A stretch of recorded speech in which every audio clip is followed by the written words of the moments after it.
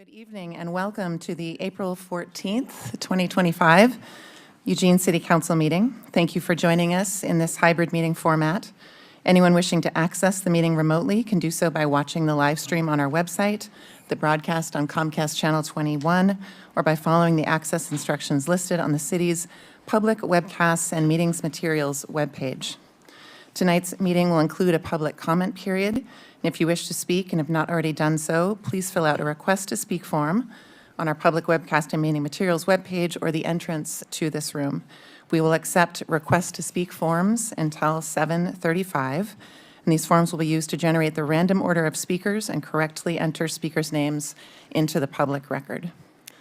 The public comment period will be limited to 90 minutes, or it will conclude at 10 p.m., whichever occurs first. And if the number of speakers exceeds the time we have allotted, we encourage speakers to consider abbreviating their remarks so that the maximum number of speakers can be heard. For those joining the meeting remotely for the public comment period, you are welcome to email your comments to City Council, and that is true of anyone at any time. As a reminder, City Council meeting rules of conduct include no flags, signs, loud or disruptive language, noise or conduct that obstructs the business of the council. Please keep the room quiet and respectful for all speakers, and you are welcome to wave your hands in silent support. Additionally, we encourage all those who are ill or who have had close contact with others who are ill to join our meeting remotely rather than in person, and we have masks available in the lobby if you need one. In case of medical emergency, an automated external defibrillator and AED is located on the counter behind staff at the west side of the room, and emergency exits are located through the double doors at the back of the room and the double doors near the front of the room, and the doors to the patio can also be used as needed. And with that, I call the April 14th, 2025 meeting of Eugene City Council to order. And we begin with a land acknowledgement. Since time immemorial, the Kalapuya people have been the indigenous stewards to our region, building dynamic communities, maintaining balance with wildlife, and enacting sustainable land practices. This land acknowledgement is a way of resisting the erasure of indigenous histories and to honor Native communities by inviting truth and reconciliation. Following treaties between 1851 and 1855, Kalapuya people were dispossessed of their indigenous homeland by the United States government and forcibly removed to the Coast Reservation in Western Oregon. As we consider the impacts of colonization, we also acknowledge the strengths and resiliency of displaced indigenous people. The city of Eugene is built within the traditional homelands known as Kalapuya Alihi. Kalapuya descendants are citizens of the Confederated Tribes of Grand Ronde Community of Oregon and the Confederated Tribes of Siletz Indians of Oregon. They continue to make contributions to our communities here and across the lands. We express our respect for the inherent political sovereignty of all federally recognized tribal nations and indigenous people who live in the state of Oregon and across the nation. Our first item on tonight's agenda is ceremonial matters related to proclamations from the city of Eugene. I've asked our city to prepare 5 proclamations for the month of April, as well as a proclamation that will be shared next Wednesday, April 23rd, on Arbor Day at a tree planting. With previous months, I'm sharing these proclamations in full through social media, at community events, and through the City of Eugene website, where all signed proclamations are available to the public. Proclamations are ceremonial documents signed by the mayor to bring attention to public awareness campaigns, charitable efforts, arts and cultural celebrations, and special honors at the recommendation of the mayor.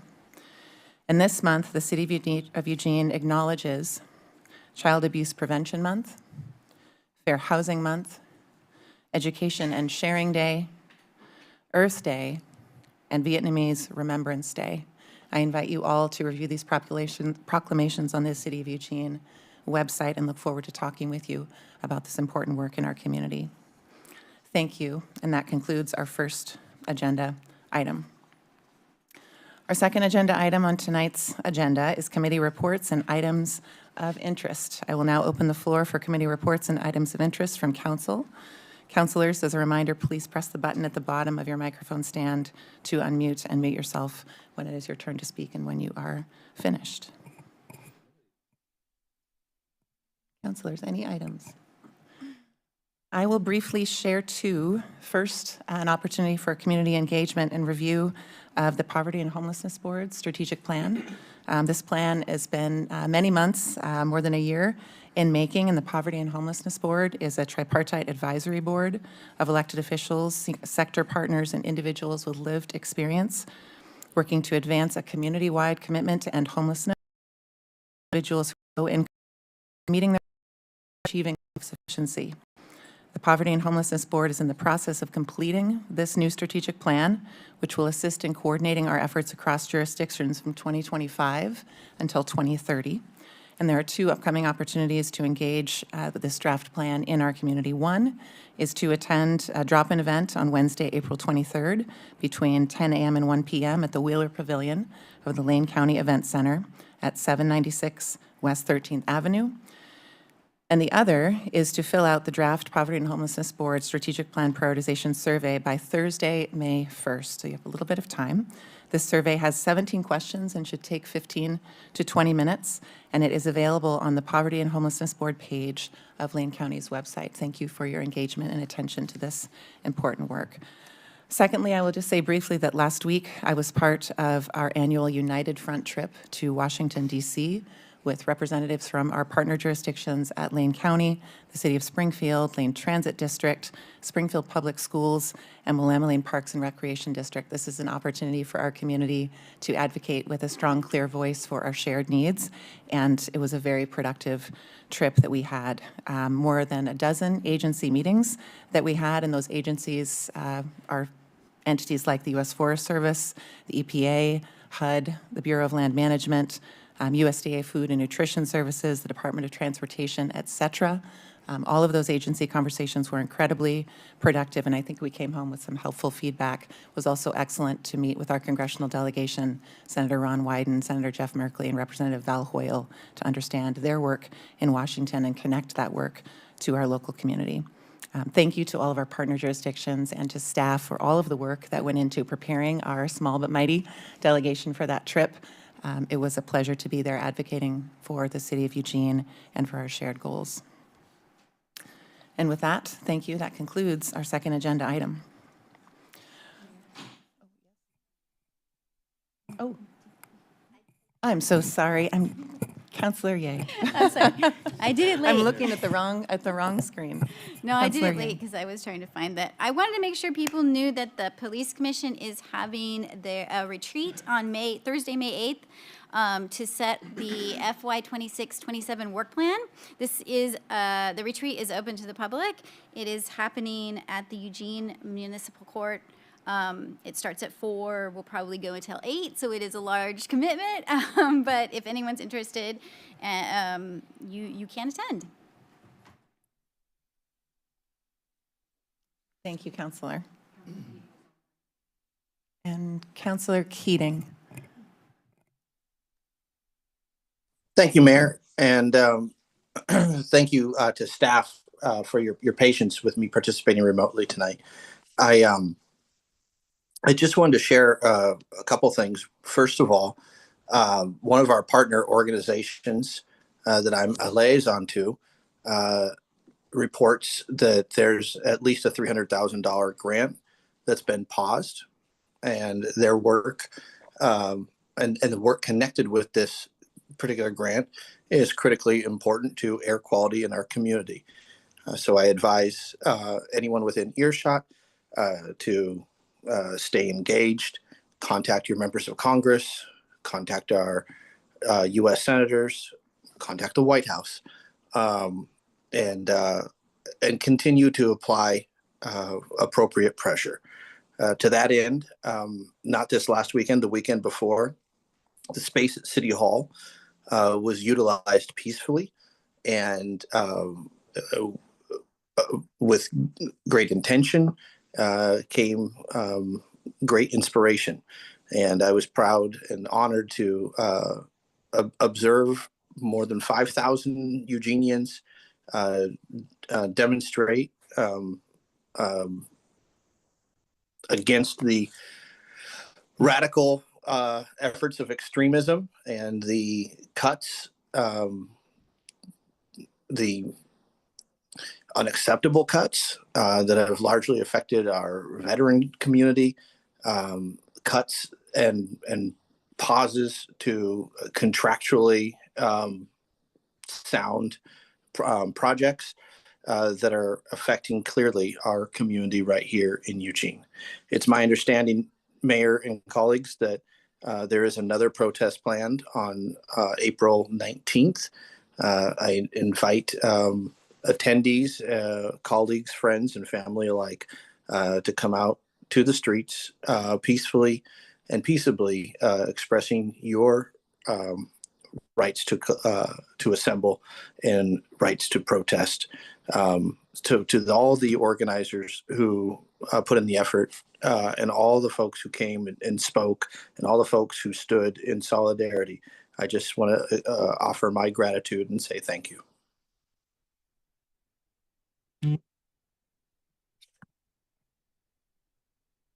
Thank you, Council. This now concludes our second agenda item. Our third item on tonight's agenda, we do not need to cover. I watched you wrap up boards and commissions conversations. Well done, right on time. So moving on to our next item on tonight's agenda, we have our consent calendar. Approval of City Council minutes, approval of City Council tentative agenda, and approval of neighborhood association charters. I'll turn to the council president to put a motion forward, though we do have one discussion point. Microphone, Counselor. That'll help. I move to approve the items on consent calendar 1. Second. Pulling. Yeah. Yeah. I wasn't. Yes, Go Councilor, ahead. Councilor Yang. Go ahead. Thank Sorry, you. that's only voting in Trying to be process. polite. I'd like to pull item C. I have a few questions. Thank you, Councilor Ye. A note to pull item C. So I'll now take a vote for the motion to approve consent calendar 1 without item C, approval of neighborhood association charters. Councilors, please lock in your votes in the tablets in front of you. Put them up first.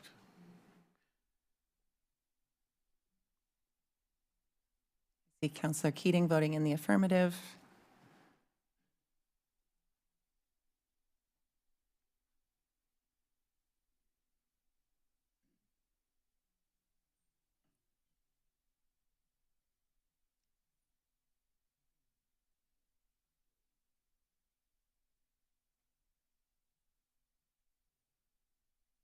And I can see behind me.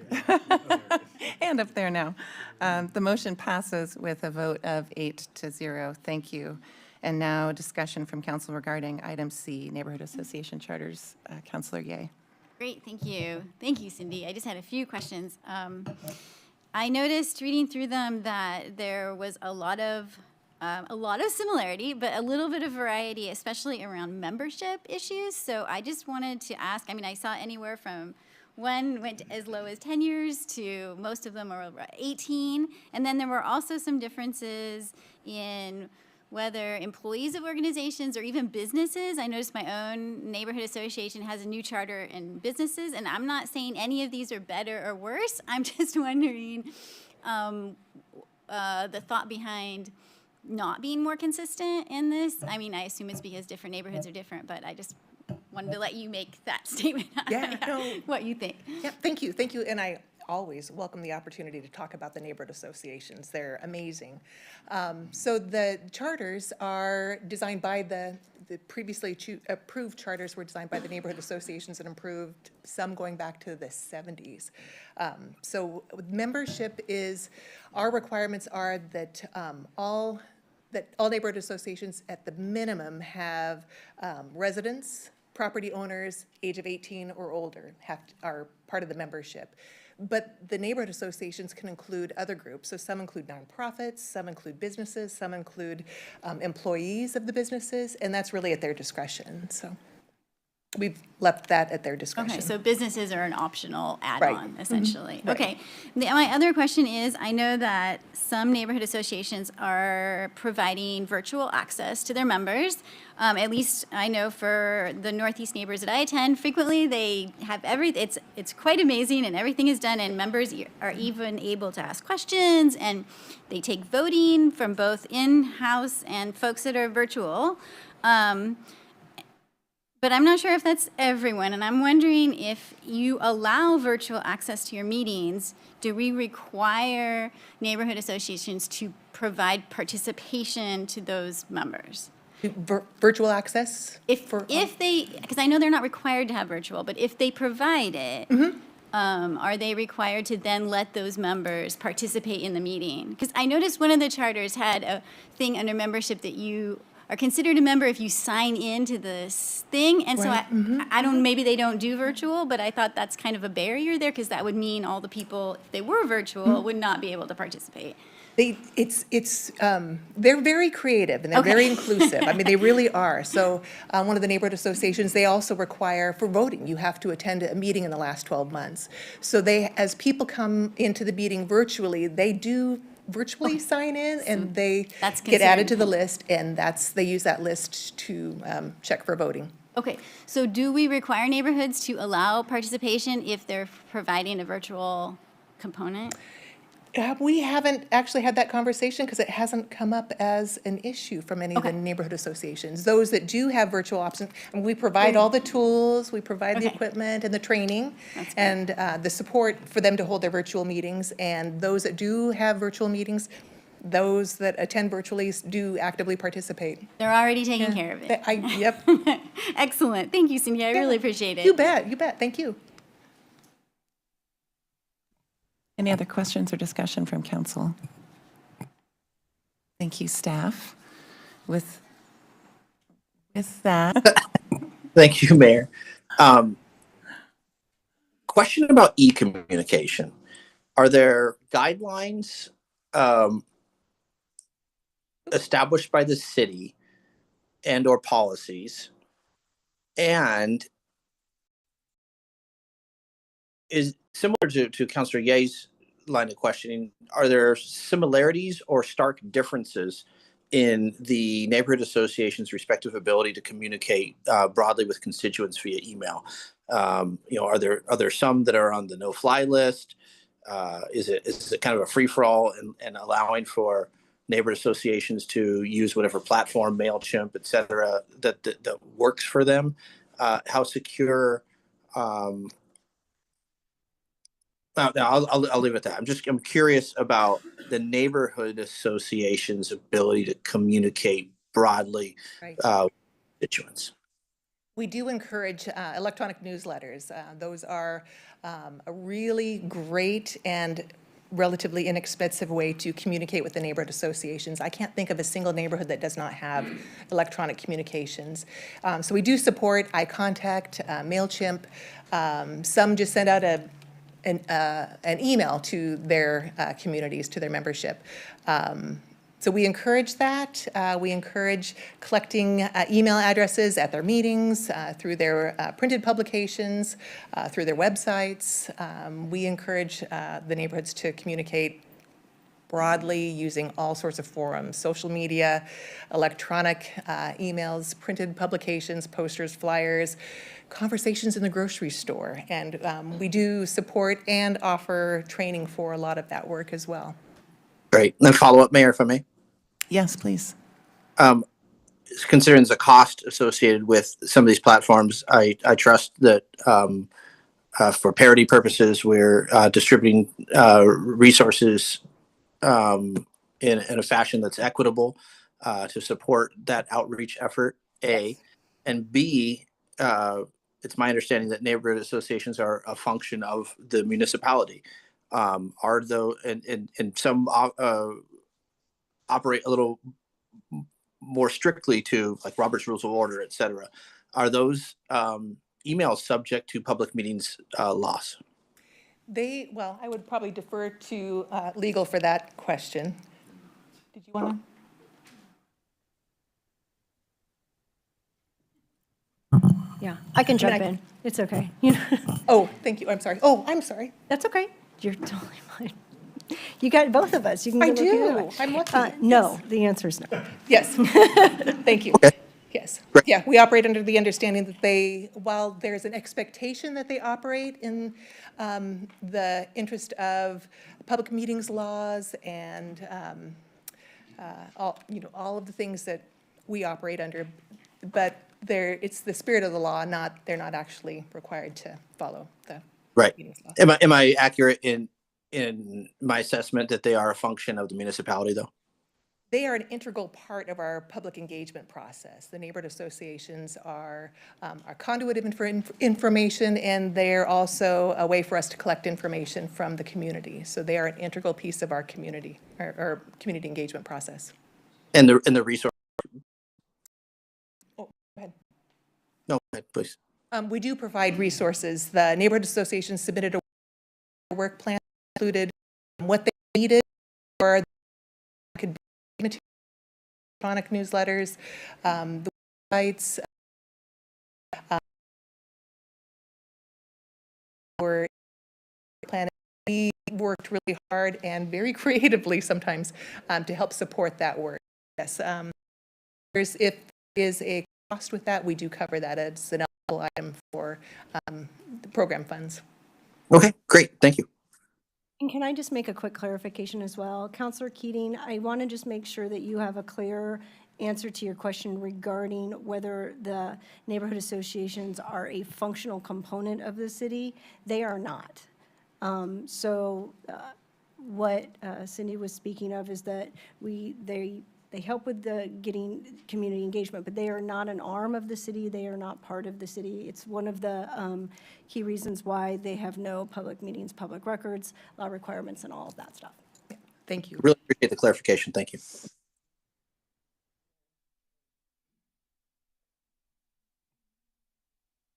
Thank you. Seeing no other questions from council, we'll now take a vote for this separate item, C, approval of neighborhood association charters. Councilors, please lock in your votes in the tablets in front of you.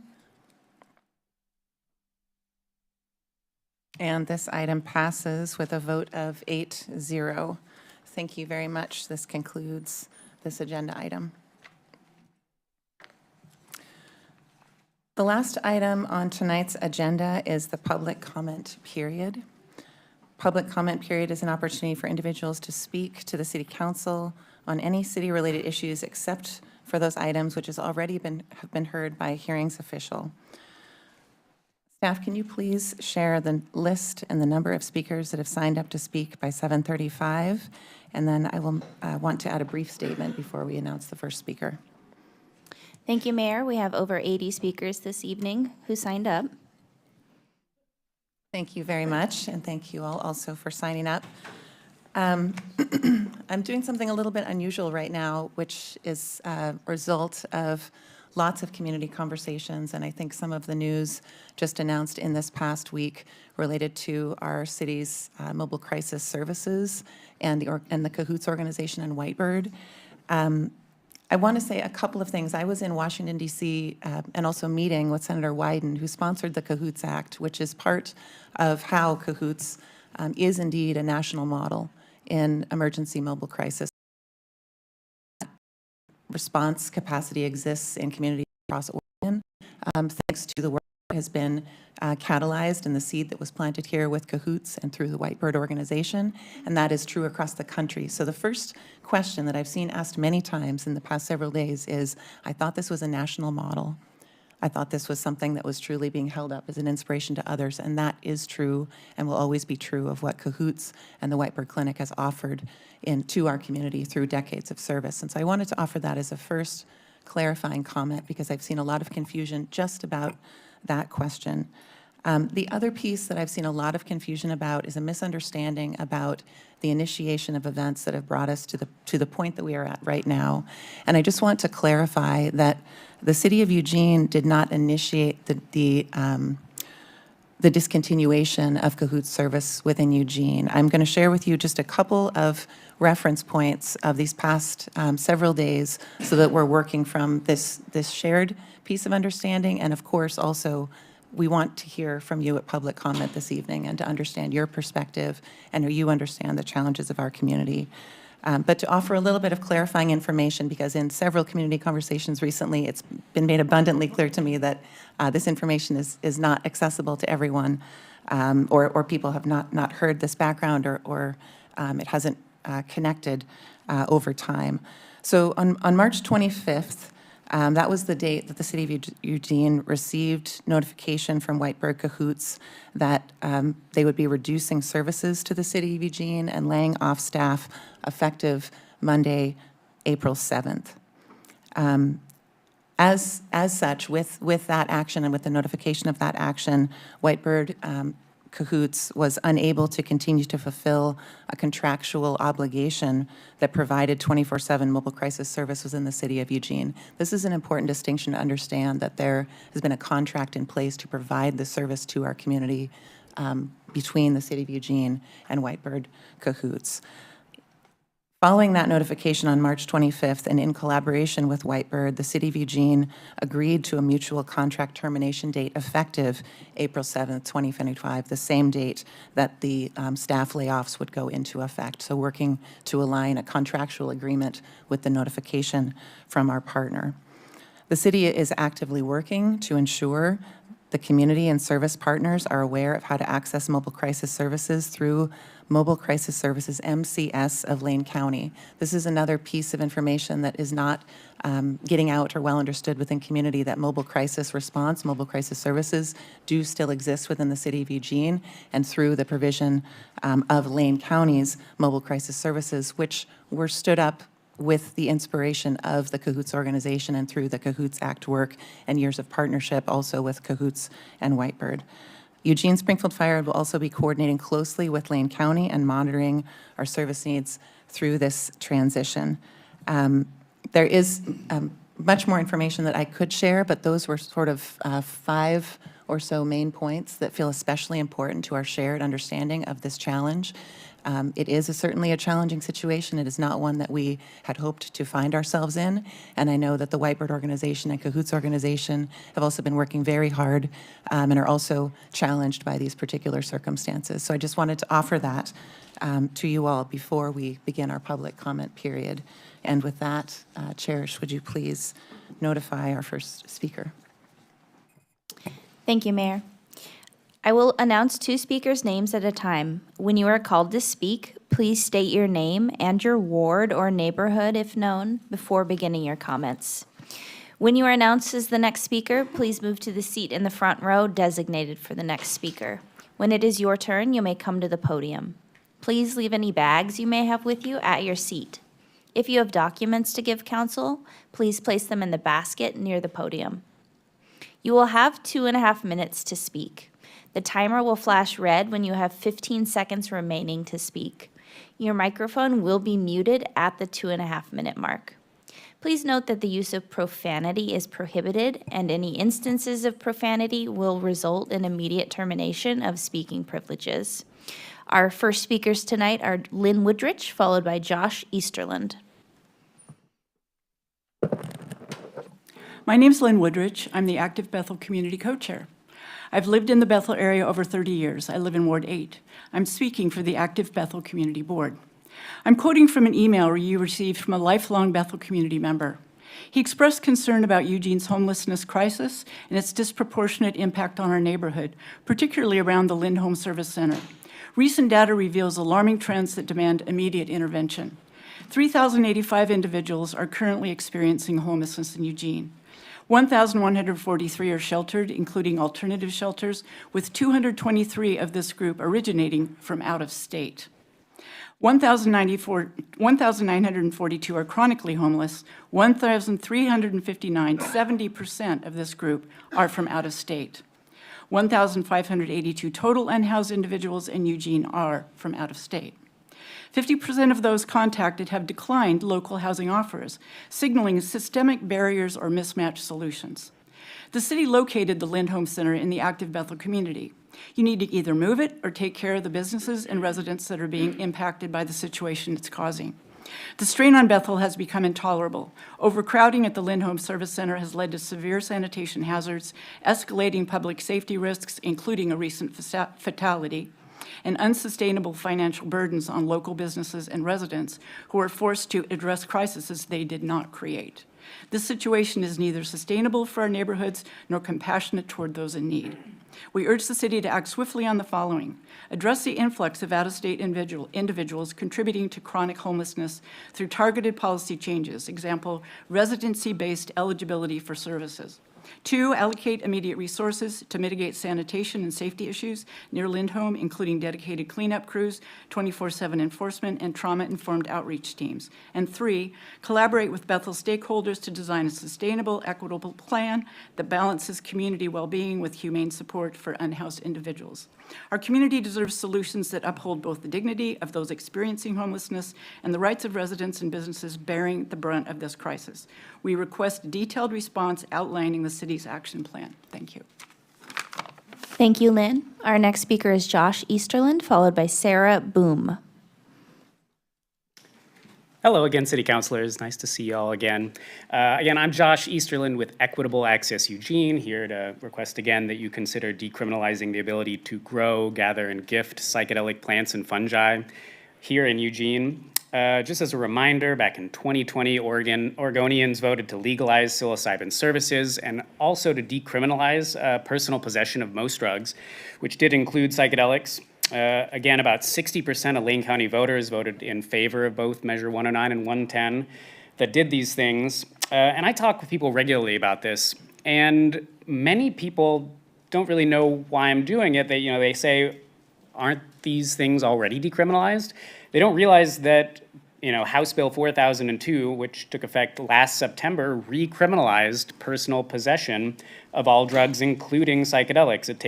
Took it from a Class E violation back to a misdemeanor. Also, if you were to try to grow your own mushrooms and you have these wet fungi, you're very likely to fall over that 15-gram limit and be committing a felony offense. So in general, people are confused, they're ignorant, and this puts them at legal risk.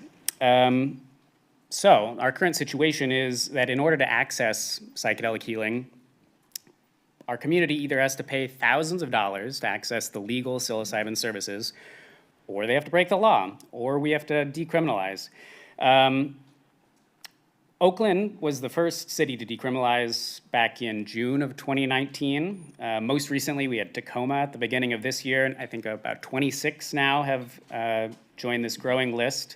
And what they've done is they passed a resolution to make possessing, growing, and non-commercial sharing the lowest priority of law enforcement.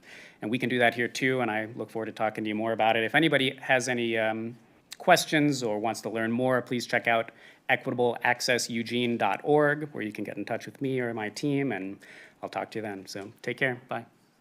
Thank you, Josh. Our next speakers are Sarah Boom, followed by Ariel Myler. You're Sarah Bame, is that correct? We have a Sarah Boom and a Sarah Bame this evening. I apologize. Yeah, twinning. Hello, City Council. My name is Sarah Boom, and I am a resident of Ward 7. My grandfather often told me, if your only tool is a hammer, you'll see every problem as a nail. I thought of that when I heard Cahoots is leaving Eugene. In most cities in the U.S., their only tool is the hammer of policing. The thing is, people in mental health crises are more like screws than nails. If you hammer a screw into the wall, you'll damage both the wall and the screw. Eugene is one of few cities that has a screwdriver in the form of Cahoots. The careful application of the right tool can prevent damage and build support. Right now the right tool is gone, and the only one left is the violent, ineffective one. Fund Cahoots, which is the right tool to help people in crisis. Thank you. Thank you, Sarah. Our next speakers are Ariel Myler, followed by Sarah Bame. Is there an Ariel Myler in the room? All right, I'm going to go ahead and call our next speaker, and then one more call for Ariel. Sarah.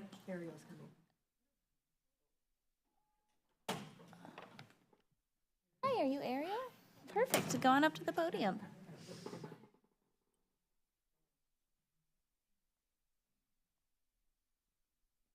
Hi, my name is Ariel Myler, and I am sitting in as a community member, but I also work in a residential treatment program managing a facility for individuals with mental illness.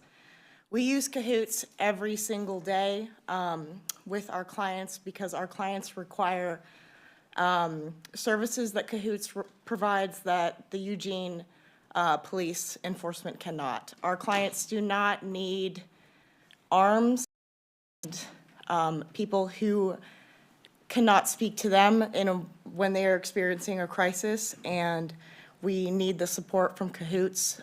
They have gained rapport with most of our clients, and we rely on their services to keep our community going and to help clients that are experiencing a mental health crisis. Abolishing this service, or at least extinguishing it to 1 day a week, is asking clients to only experience a mental health crisis 1 day a week, which is just not realistic.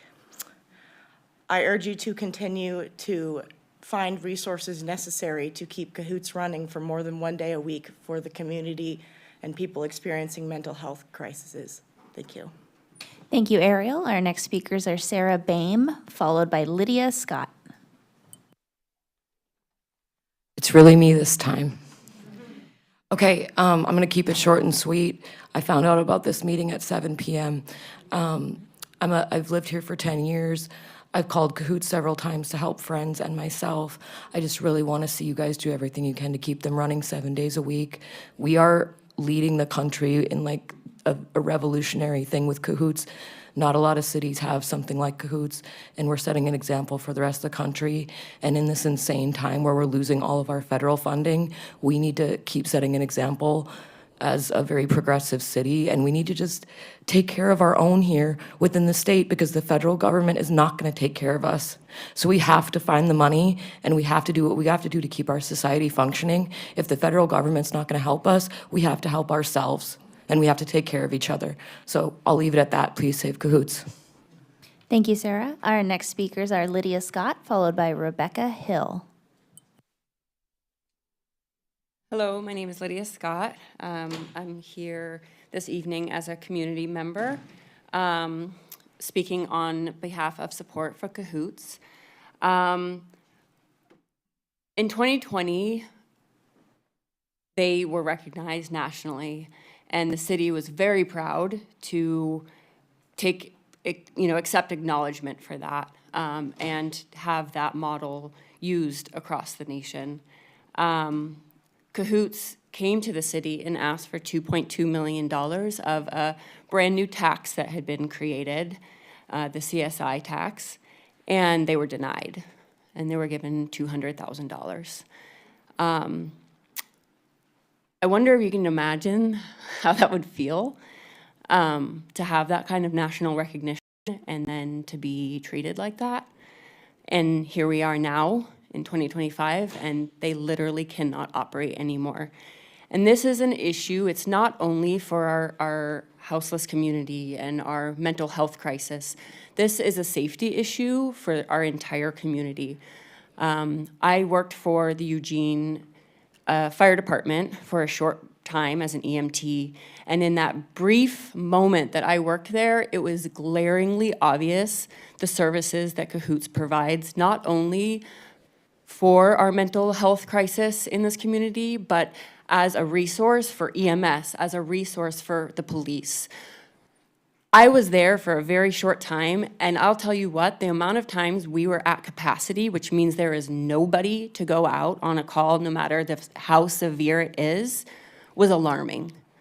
And that was with Cahoots. That was with Cahoots diverting calls. They were taking calls that they are extremely more qualified to handle. I remember sitting in the street with a mental health crisis with somebody who felt like they had glass all over their body, and we sat in the street for a half an hour trying to help this person. Those are emergency calls that can't be answered when that happens. Somebody's bleeding out, and there is nobody to go help a completely preventable death because we're at capacity. That's what Cahoots does for the community, not just mental health, not just helping houseless people. Thank you, Lydia. Your time is concluded.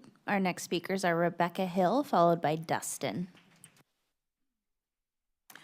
Hello, my name is Rebecca Hill. I'm an adult mental health peer support specialist. I work in a permanent supported housing program here in Lane County.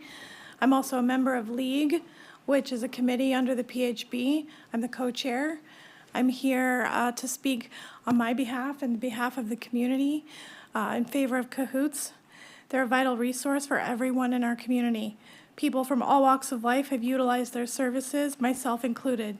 Cahoots saved my life in 2003 by providing safe, trauma-informed, compassionate care after I was the victim of a violent assault. They also provided me transportation to the hospital where I received the psychiatric care that I desperately needed. Again, in 2006, they talked me off of a literal ledge, saving my life again.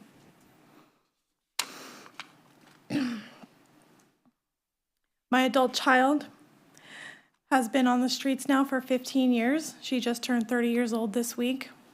She has been saved by Cahoots multiple times. As well as 3 weeks ago, my stepmother was saved by Cahoots and taken to the hospital to a psychiatric bed when they were told that there were none. Cahoots helped me advocate for her, and she is now alive and safe in a protected care facility.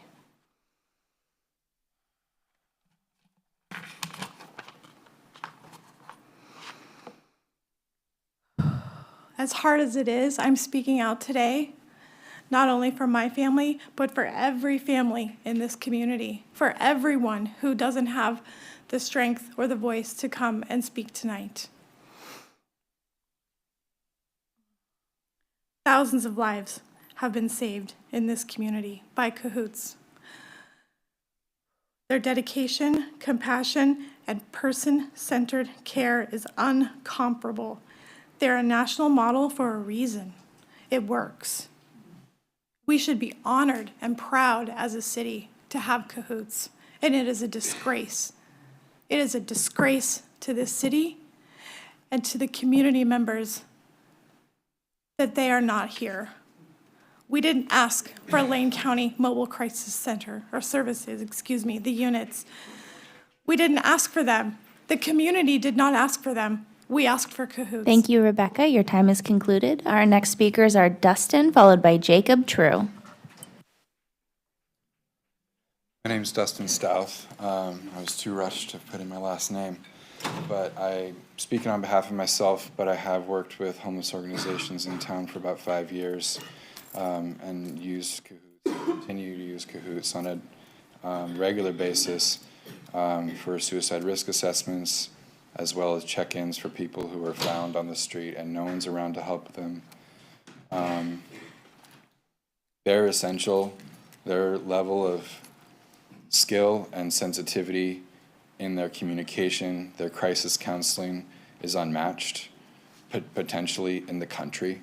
Whitebird has been developing crisis counseling that is responsive to human beings and meeting them where they're at for decades.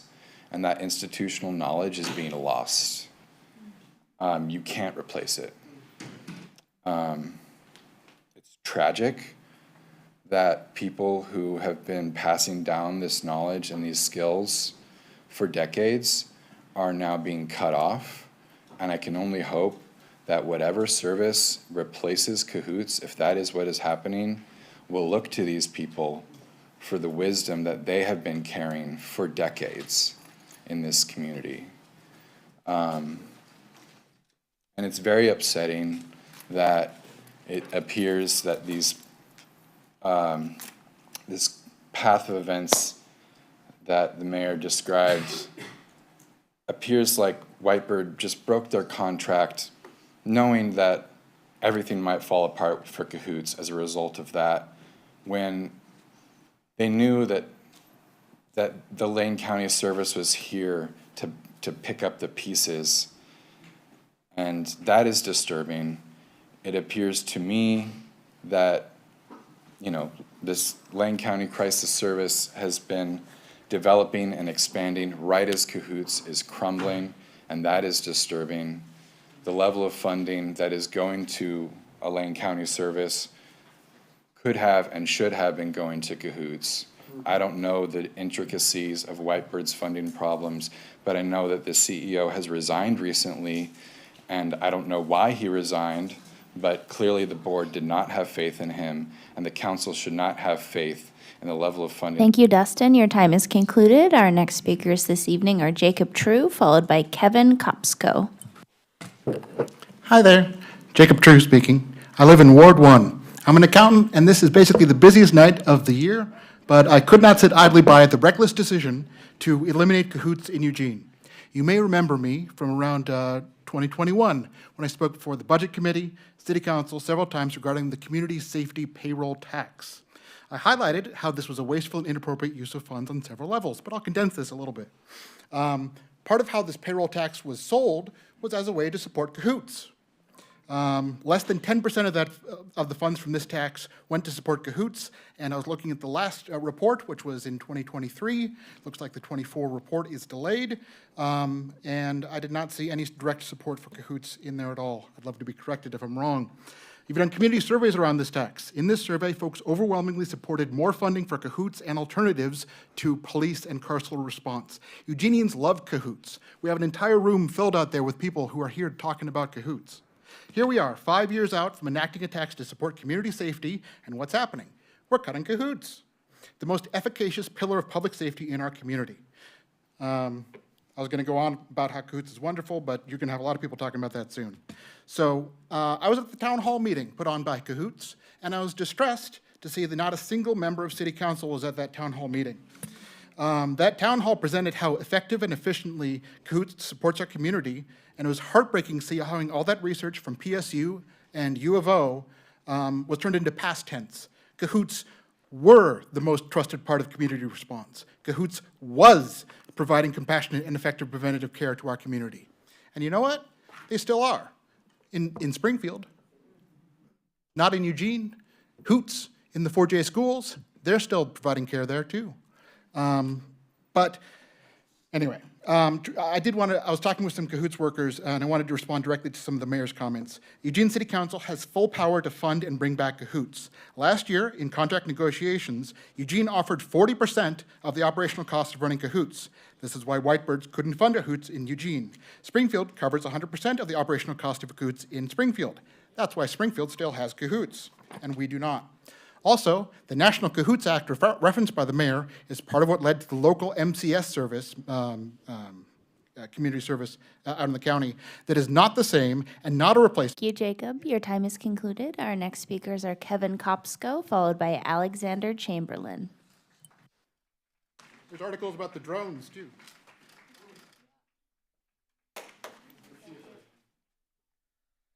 Hi there. My name is Kevin Kopsko. I'm the founder of Eugene Neurodivergent Support. I'm here to speak for supporting the funding or finding the funding or any kind of finding the funding for Cahoots, the program. This is kind of a situation where when you don't have the money to pay for anything, you don't go out and buy a new car or buy any kind of luxury things, you pay for food. You buy food, what you need. Victor Perez was the most recent one of my many victims to police violence due to incredible lack of training and lack of humanity. The police are not equipped to handle the large amount of diversity surrounding the autistic experience. One common theme in police shootings of autistics is that they were nonverbal and could not communicate to protect their lives. I'm here to express that every autistic person is nonverbal given the proper amount of stimulus. We intake 42% more information than the normal brain, which requires heavier processing power, much like a high-spec computer. The likelihood of overload is far higher. It takes 8 seconds for a neurotypical person, on average, to understand that there's a difference between us and normal people.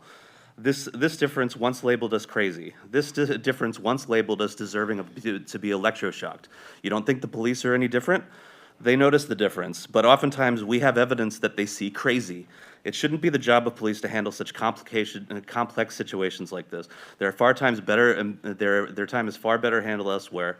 Autistics and neurodivergents needs a crisis intervention program that will not kill them if they're not acting neurotypical enough. Please act in a way to allow the important crisis service not to disappear. Thank you. Thank you, Kevin. Our next speakers are Alexander Chamberlain, followed by Greg Fitzgerald. Hello, my name is Alex. I look at numbers all day, so I'm going to be talking about numbers. Between fire and police patrol, we have about 100 million to spend on emergency response. These are operational costs, not including capital costs like cars and stuff that lasts. From the data that was presented at the town hall, we know that Cahoots responds to about 17% of all calls. So in my opinion, if it took 8 million to fund Cahoots, which is, I believe, the right amount, it would be an amazing deal.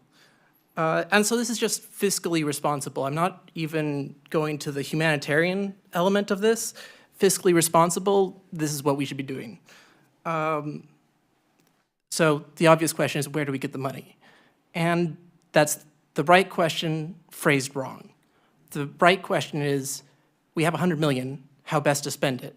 And how best to spend it includes Cahoots. Thank you. Thank you, Alex. Our next speakers are Greg Fitzgerald, followed by Melinda Poor. Madam Mayor, Honorable Council, thank you for this opportunity to be heard tonight. I'm Greg Fitzgerald, Ward 2. I hope I'm speaking for many in our city. I wish we had had a chance before tonight to talk about the subject of the fire service tax, before you disguised a fee and called it done.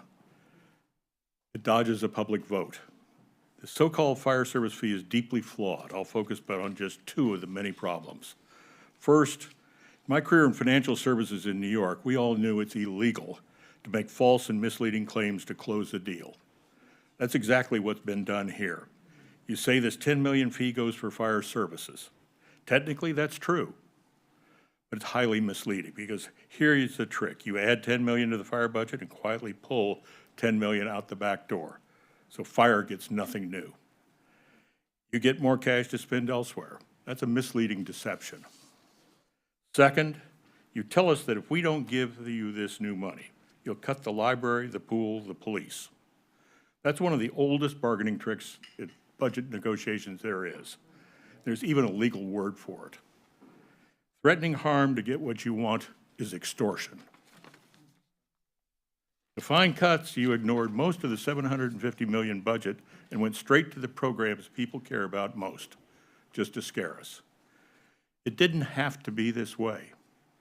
Budgeting takes courage and experience. My career as treasurer of American Express and chief financial officer of Merrill Lynch, I've had to cut budgets. I've dealt in these things, big ones. I know how to do it without gutting public service or our community's assets. It can be done. And I would say there are many talented people here in Eugene, many business people, many nonprofit leaders, all of whom want to help, all of whom understand budgeting, and I believe will help us do the right way to budget. So do it right, be honest, drop the threats, and please let's get a proper budget. Thank you. Thank you, Greg. Our next speakers are Melinda Poor, followed by Eli Simon.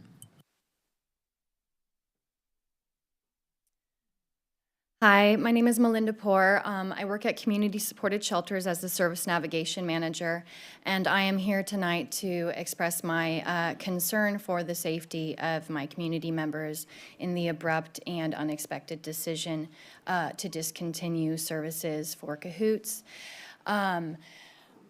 In this line of work, of working with the most marginalized and traumatized people in our community, trust is an essential part of being able to deliver services.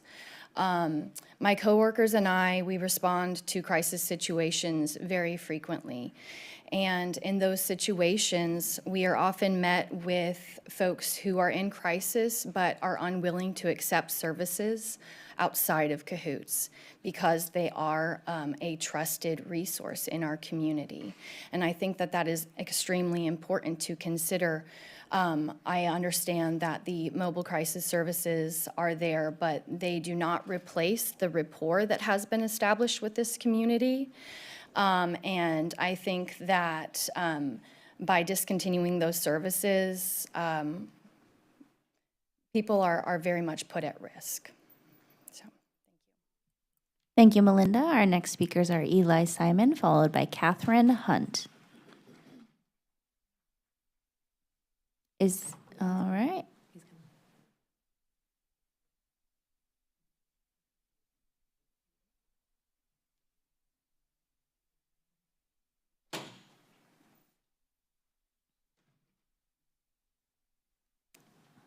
Hello, Eli. Welcome.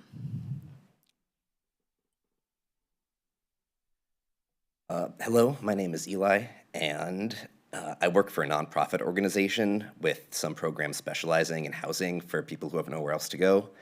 One of these programs that I work for is a crisis youth shelter, and while I'm not speaking on the group's behalf, I would like to say that the community, I've worked for them for a couple of years, and one of the things that we have guests fill out when they come there is something called a Columbia Suicide Severity Rating Scale.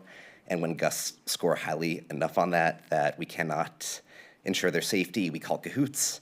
When our guests need some way to keep themselves safe and need someone to talk to, speaking to cahoots is often a way that they say that would help them. When people come to the door and ask for assistance and we can't provide that, cahoots is where some situations occur and don't require immediate EMS attention but can't go unaddressed, we call cahoots. Our staff has learned a lot from cahoots, and our guests have developed a good rapport with them over this time. MCSLC, one of the organizations that will supposed to take their place, does not serve people under the age of 18. They don't serve people who are intoxicated. Cahoots is an invaluable part of this community, and the wherewithal of their workers cannot be overstated, and the people need to know how much they mean for the community. There are so many people who want to be here today that there aren't even enough chairs, not only in this room, there aren't enough chairs outside of this room to have everyone be seated. On a more personal note, I've never been to a city council meeting before. I haven't attended that many protests before in my life. This is a cause that I really feel strongly about and want to have my voice heard about, and I stand with Cahoots and the work they do. Thank you. Thank you, Eli. Our next speakers are Catherine Hunt, followed by Ralph Partial. My name is Catherine Hunt, and I live in Ward 7. And first of all, I wanted to thank you all for giving the public time to speak with you this evening. I think it's a really important part of our community. So I'm speaking about the library. It's a very important part of my life, as I have grandchildren that have been in the tweens and now are in the teens. So that is a weekly program that is offered at the library. Yes, this past weekend, it was heartening when I went to volunteer at the library book sale. I hope that some of you were able to attend. It was amazing. It was an amazing sight to see so many volunteers, including a lot of youth. There were a lot of youth this year helping. And then to see the crowds that patiently waited their turn to help raise funds for the library. The lines were very long, but everybody was very congenial and asked questions, and I tried to answer them. I wasn't always able to do that. But it was one way to raise funds for the library through selling secondhand books. And this isn't just this one weekend. Think of all the year, the rest of the year, there are volunteers who go to a warehouse to sort the books so that they're all in the correct categories. Anyways, I wanted to share that with you, and I hope that you will keep funding the library, also Cahoots, and the firefighters. Those are the three that are in my mind right now. Thank you. Thank you, Catherine. Our next speakers are Ralph Partial, followed by Victoria Acosta. Ralph Partial, Ward 5. Good evening, Madam Mayor, City Council members, city staff, and my fellow residents. First and foremost, I want to take a moment to sincerely thank the members of the Eugene City Council for your dedication and service to our community. The work you do, balancing priorities, responding to the needs of residents, and making decisions that shape our city's future. It is no easy task.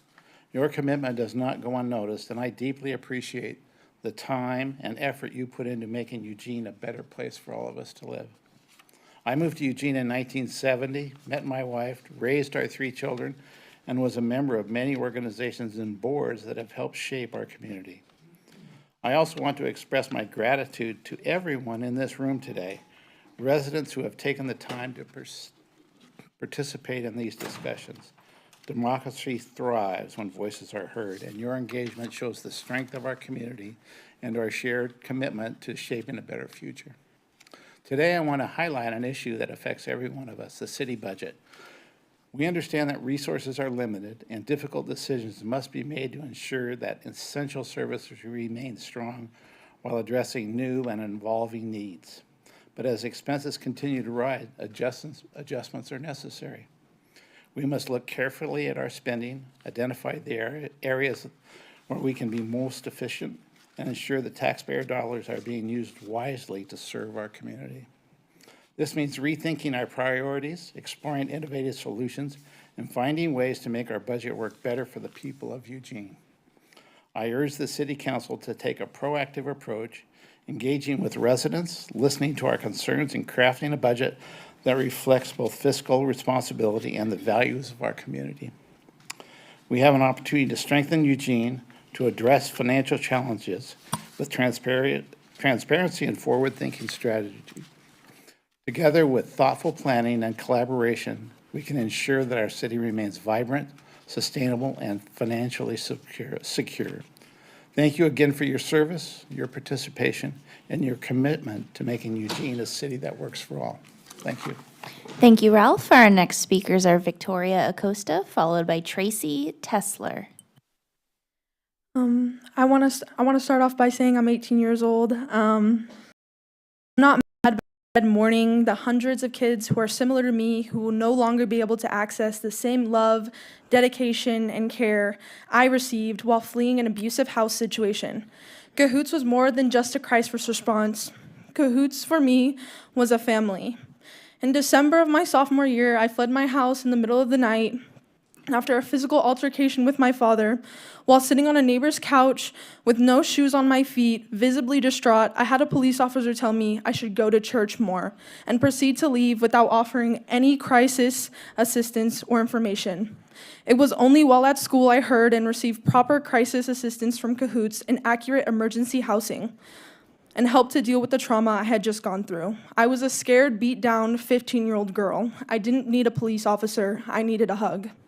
I'm truly disappointed in the city for not advocating and fighting more, and even more heartbroken for future little girls like me who will not have access to the help they so rightly deserve.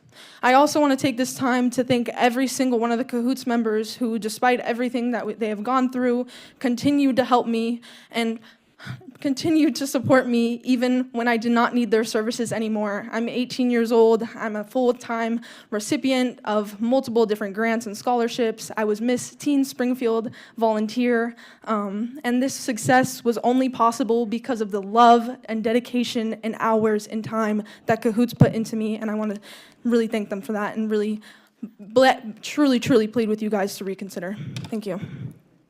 Thank you, Victoria. Our next speakers are Tracy Tesler, followed by Mike McFarland. Hello, I'm Tracy Tesler. I'm here as a community member. I'm also here as a member of TIP, Trauma Intervention Program of Lane County, volunteer-run organization. We often respond with Cahoots. We have made it a great effort to be in communication with Cahoots and have a really respectful relationship with them, and I think that we've been really successful with that. I've been on calls with Cahoots present, and I have no delusion that we are replacing Cahoots, not even a bit. We have our role. We're there to support people in a traumatic event for a short period of time. Cahoots is full on throwing themselves into the situation, and they are not in a hurry to run off and get on to their next gig. or, check it off the list. They are there with that person and they are committed to them in that moment, and they make a difference. And I feel safe on calls with them as a team lead for my organization, and I have my responders out there. When they're with Cahoots, I know that they have each other's backs. Cahoots has a unique skill set. They have both the EMS and incredible amount of mental health training. They are experts at what they do. And it makes no sense that we are losing this program. It's a priority in this. I've seen it in action. I'd also like to speak to my experience with Egan Warming Centers. So I volunteer usually at the youth site, sometimes at other ones. I've seen Cahoots in action there. They save lives. People are at risk without Cahoots to transport them in, to talk them down, to deal with these crises. We have, in Egan, we have people who are mental health, the lead for, mental health lead for the night. They're not Cahoots. Cahoots is a very unique program that has taken decades to develop and train these people. So I just really want to, implore you to find funding for them. It's a unique program with incredible individuals who care and are dedicated. Thank you, Tracy. Our next speakers are Mike McFarland, followed by Angela Dunha. Good evening, Council. My name is Mike McFarland. I'm representing Ward 4. I took my whole speech and threw it in the trash can as I went into this room just because it's a different room than I thought I'd be addressing. So I'm just going to do a quick recap of your last work session and send a few thanks. Karen, you're sounding like a mayor. It's so wonderful to see you up there talking about how we have to work together. We literally have got to stop fighting in the streets.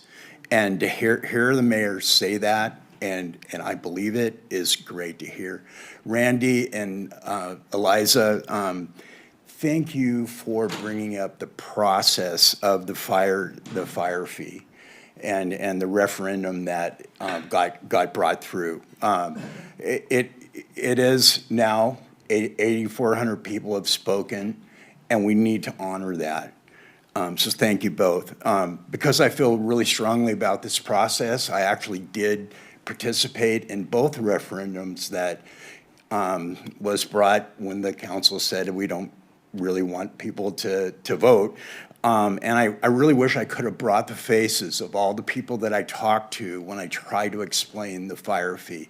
It is one of the hardest things for people to understand, and you need to realize that that is difficult. So I wish I could bring you and show you the confusion out there behind that, but it's not good process, and we really need to rethink it. So that's the rest of my speech. I'm gonna just do away with. I realize a lot of people are here and a very, very important issue about Cahoots, and I support all of that, but I fear that a lot of people aren't going to be able to be heard on the fire fee. And I wondered if we could just get a little hands up for the people that feel like the voters should have a say in this. If you could just do that, I thank you, and good night. Thank you, Mike. Our next speakers are Angela Dunha, followed by Misty Bowman. My name is Angela Dunham. Thank you for the opportunity to be here and the invitation from my best friend tonight. Tonight, I share an advocacy of a 14-year small business owner and an advocacy of basic humanity. We operate in the heart of downtown, and we love being downtown business owners, but also know our efforts are not sustainable if resources continue to be stripped. Our city contract with DPI Security was terminated in January, and we now lose the support of Cahoots. We operate under one of the primary parking structures that people use to end their lives. I share this story on a Friday afternoon. A human jumped from the parking structure and landed in front of our windows while we were actively leading a class with small children. Cahoots came to engage our youth with trauma-informed care. They stayed for hours and answered questions, practiced breathing, and offered continued resources for an experience that's hard to articulate. Cahoots is a huge loss for us as business owners and also an underserved population of humans being discarded and lost in bureaucracy. We interact with the police weekly and appreciate all they do, and they also do not deserve to have more added to their plate. Having said that, losing this resource will continue to overwhelm the police and pull them from situations where they're desperately needed. In our experience, police do not respond with the same trauma-informed practices, escalation, and the we've had to, in a way, dance in the windows, drug addicts, garbage, etc. I share this vulgar, but when we call the police, as it's not an emergency, we often have no support, which is left to ourselves or underqualified faculty. To denote this as a challenging situation created by contractual termination minimizes the reality that our families and clients feel vulnerable, our staff is overwhelmed and fearful, and as business owners, we're left picking up the pieces constantly. This meeting feels like you're listening to placate and not problem solve. There's no money to help downtown business, and people are dying on our doorstep, but we have expensive electric bike bays and an expensive pavilion that's constantly empty and closed in incentive to better downtown. We ask for funding and care of people and community. Cahoots is a vital downtown resource, and the loss. Thank you, Angela. Your time is concluded. Our next speakers are Misty Bowman, followed by Jack Bear. Good evening. My name is Misty Bowman. I live in Ward 7. I'm a Dark Sky Oregon advocate, and I'm here to discuss safety and security in Eugene. Firstly, I'd like to share how concerned I am with the closing of Cahoots, an agency that was vital to the well-being of Eugene and helped ease the burdens of an overstressed and overworked police force. We need to find creative solutions to security and safety needs in Eugene, and Cahoots should continue to be one of them. Naturally, me being who I am, I believe dark sky lighting to be part of this as well. Which brings me to my second comment. I would like to persuade the city that dark sky lighting is in no way a hindrance to safety and security. I understand you do not want to take my word about Eugene's own police department. I am quoting Mr. Gardner, 7th, an article titled Todd Schneider, who was at the time crime Eugene Department, doesn't serve any public safety need to light the tops of trees or the skies above. We're not expecting an alien invasion anytime soon. Indeed, there are police departments in dark sky towns and cities all over the world that can confirm dark sky lighting does not inhibit public safety. In fact, some police departments have found dark sky lighting to aid security needs. I'm quoting now from Paul Bogart's End of Night, available at the Eugene Public Library. In Loveland, Wisconsin, in the appropriate areas, they switched to motion sensor lights, and the police loved it because if they saw the property with no lights on, they knew no one was there. The police are overworked as is, and no group could possibly perform all the functions we expect the police to in our society. And the solution is not overfunding them, but funding social programs that support the community and its health. Support Cahoots, support the library, support dark sky lighting, beat our swords into plowshares, turn our knives into pruning hooks. Thank you for your time. Thank you, Misty. Our next speakers are Jack Bear, followed by Ethan Clevenger.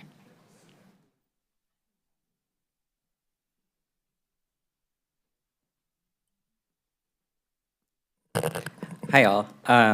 I also had a speech that I tossed out as soon as I heard that there were going to be 84 speakers, because really there's nothing that I can say that you're not going to hear from other people. I'm also speaking on behalf of Cahoots and funding Cahoots in the next city budget. I know that there was like a break in services and a break in communication that led to the situation that we're in today, and I also want to advocate for funding Cahoots in the next city budget specifically. There are no replacement services that can do well of Cahoots. Please keep these cities funding Cahoots more before July, which is when the city process that does.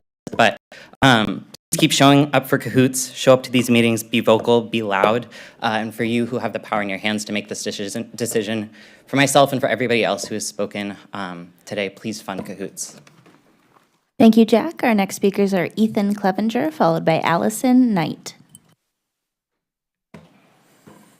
I'm Ethan Clevenger, Ward 1.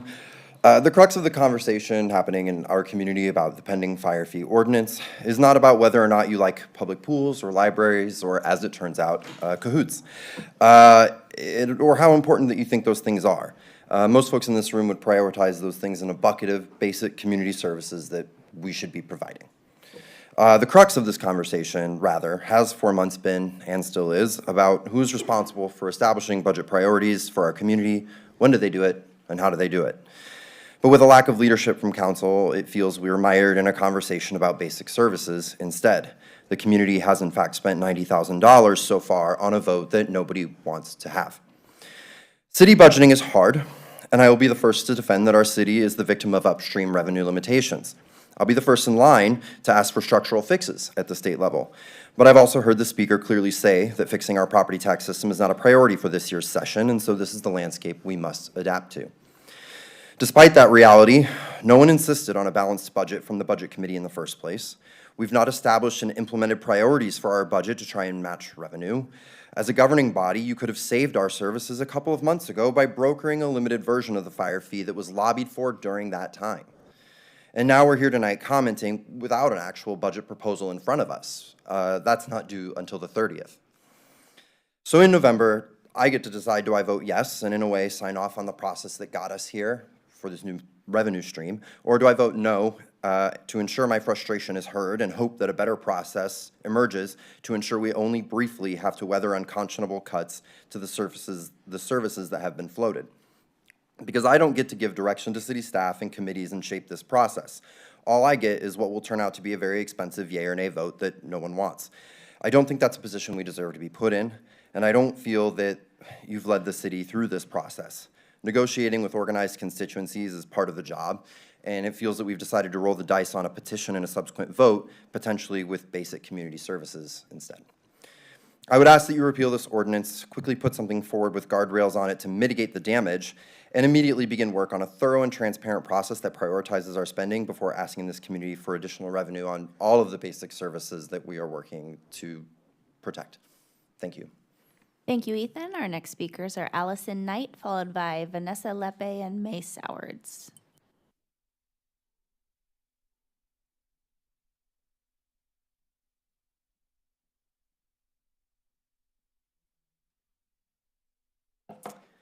My name is Allison Knight. I'm a resident of Ward 1. I'm the lead mental health attorney at the Public Defender Services of Lane County. I'm speaking to you today gravely concerned about the loss of Cahoots and the impact it will have on my clients and our community. I'm sure you are all aware about the increase in mental health needs following the pandemic. In our community, that increase was happening long before COVID and has been made dramatically worse over the last few years. This crisis came about because of decades of underinvestment in community mental health resources. The criminal justice system is now the de facto mental health treatment provider for many people with serious mental illness. Our state hospital is now primarily used to restore people to competency for criminal cases. And for years, the most reliable way to access the highest level of psychiatric care was to be charged with a crime. The surge in patients for competency restoration over the last few years has led to federal litigation and a court order meant to reduce the number of patients who qualify for admission. This means that there are very seriously mentally ill people, even those who have been charged with a crime, who normally, or who for the last few years have been able to access the state hospital through the jails, are no longer able to do that. Even despite that, Lane County sends more people to the state hospital every month than any other county in Oregon besides Multnomah. This is not surprising given our community treatment resources have been dwindling. Since December of 2023, Eugene lost the University District Hospital and the Hourglass Crisis Center, and as of last week, Cahoots. These were no-barrier treatment access points for our most vulnerable neighbors to receive care when experiencing a mental health crisis.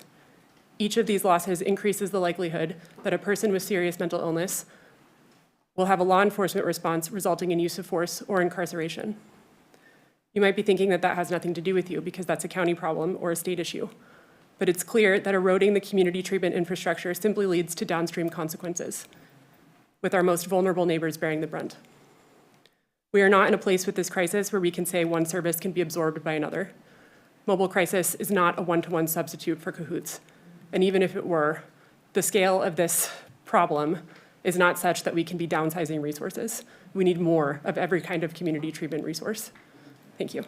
Thank you, Allison. Our next speaker is Vanessa Lepe and May Sowards, followed by Stacy Bierma Welch. Good evening, City Council members and Mayor of the City of Eugene. My name is Vanessa Lepe, and to my right is May Soward, my colleague. May and I are sociology PhD students at the University of Oregon, and in collaboration with Associate Professor of Sociology, Dr. Claire Herbert at UO, as well as the National Alliance to End Homelessness, we have brought before you a summary of social scientific research on alternative mobile crisis response programs across the U.S., many of which are modeled after cahoots. Our city struggles with some of the highest rates of homelessness in this country, and research shows that programs like cahoots play an important role in resolving this social problem, as well as promoting public safety. Before you, we are presenting literature and research based on the mobile crisis response, such as cahoots. Mobile Crisis Response Programs, or MCRs, have been expanding across the U.S. since 2020. MCRs are commonly pair a behavioral health specialist and EMT to respond to nonviolent concerns typically routed to police, such as calls about disorderly subjects, welfare checks, loitering, trespassing, or vandalism. Program evaluations and social science research has begun to identify the impacts of MCR programs. This research shows that MCRs are highly successful at serving people experiencing mental health distress, substance use disorders, and homelessness, and connecting them with services. MCRs promote public safety and decrease burdens on other high-cost institutions like police, EMS, and emergency rooms. And community members and stakeholders view MCRs as an important component of local crisis response. Research also shows that people served by MCRs are highly satisfied. MCRs are effective at building relationships and connecting people with services. They decrease hospital usage for people in crisis and decrease interactions with criminal justice institutions. This research also shows that the broader services Cahoots provides in comparison with services like Lane County's mobile crisis is crucial for why these models are so effective. Research suggests that awareness of mobile crisis programs is important for success.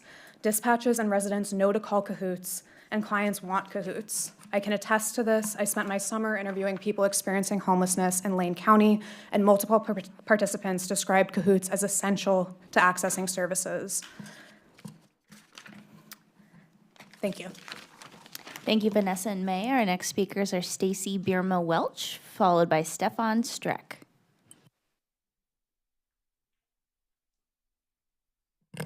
Hi. My name is Stacy Bierma Welch, and I live in Ward 5. Thanks for letting me speak tonight. I'm here in support of Cahoots. I have a family member who's neurodivergent and schizoaffective, and we've used Cahoots many times, and he's been most successful with that kind of advocacy at the hospital, where, you know, just walking in. Last time he went on his own and tried to get into the behavioral health unit, and they wouldn't take him there. They wouldn't send him there. They said he didn't qualify without having that kind of advocacy, someone to root for him. I also was a volunteer at Whitebird Front Rooms and at Egan, and I'm a current volunteer at Raven. We're doing services downtown behind the church, and I have a lot of direct experience with Cahoots, and it's a tragedy to not have that.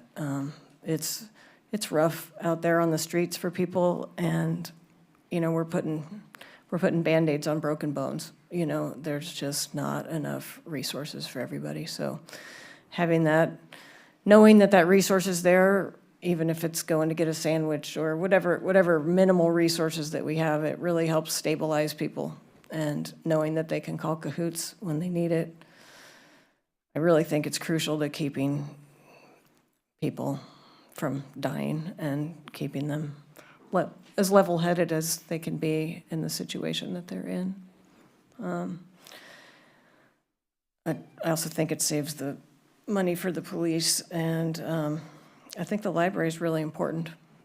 You know, it's a lot of people spend a lot of time at the library because it's the only place they can get out of the weather now, and hope that we can all work together and keep providing these services to get people stable and get them off the streets. Thanks. Thank you, Stacy. Our next speakers are Stefan Streck, followed by Waffles Hidalgo.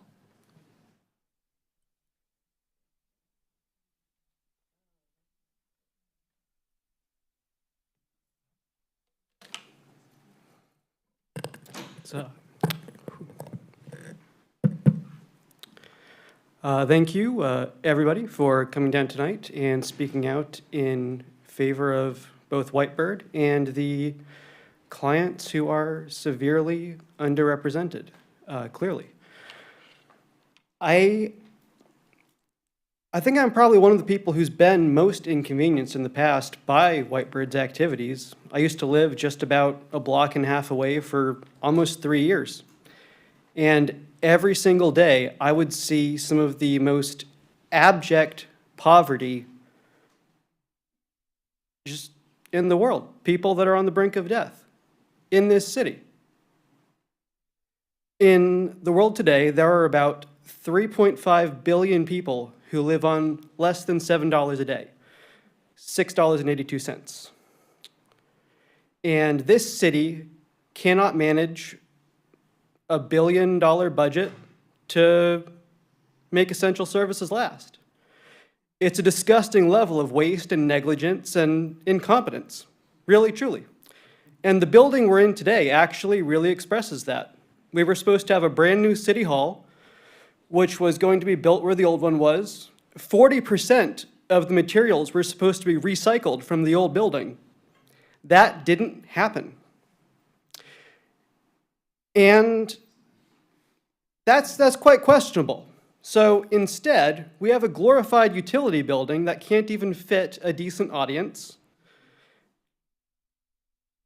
And we're going to continue cutting necessary services for people who could die without them. Just down at the park blocks, the shelter was removed because too many poor, destitute people were huddling underneath it to get out of the rain, city manager. That seems like an odd, cruel, and heartless solution to the eyesore of poverty is to remove shelter from those who have no place else to go. Anyways, I question the audacity, Karen, that you sit in that seat after failing such an important project for all these people. And I really hope you do better for the next 4 years, because this is an inexcusable failure. Thank you. Thank you, Stefan. Our next speakers are Waffles Hidalgo, followed by Laurel Lizovskis. Hello, my name is Waffles Hidalgo. I'm from Ward 7 and a member at large of the Train Song Neighbors Neighborhood Association. I'm here in support of Cahoots, and at this point, I have nothing else to add to the amazing speeches of my community members, but maybe I'll tell you my story. I moved here 6 years ago from Philadelphia, Pennsylvania, and was dropped here on my butt and didn't know if I wanted to stay here. And to be honest with you, the one thing that made me proud about living here was Cahoots. And that inspired me to become a small owner. I see it as a service to my community, and yeah. What's up, y'all? Thank you, Waffles. Our next speakers are Laurel Lizovskis, followed by Deborah McGee.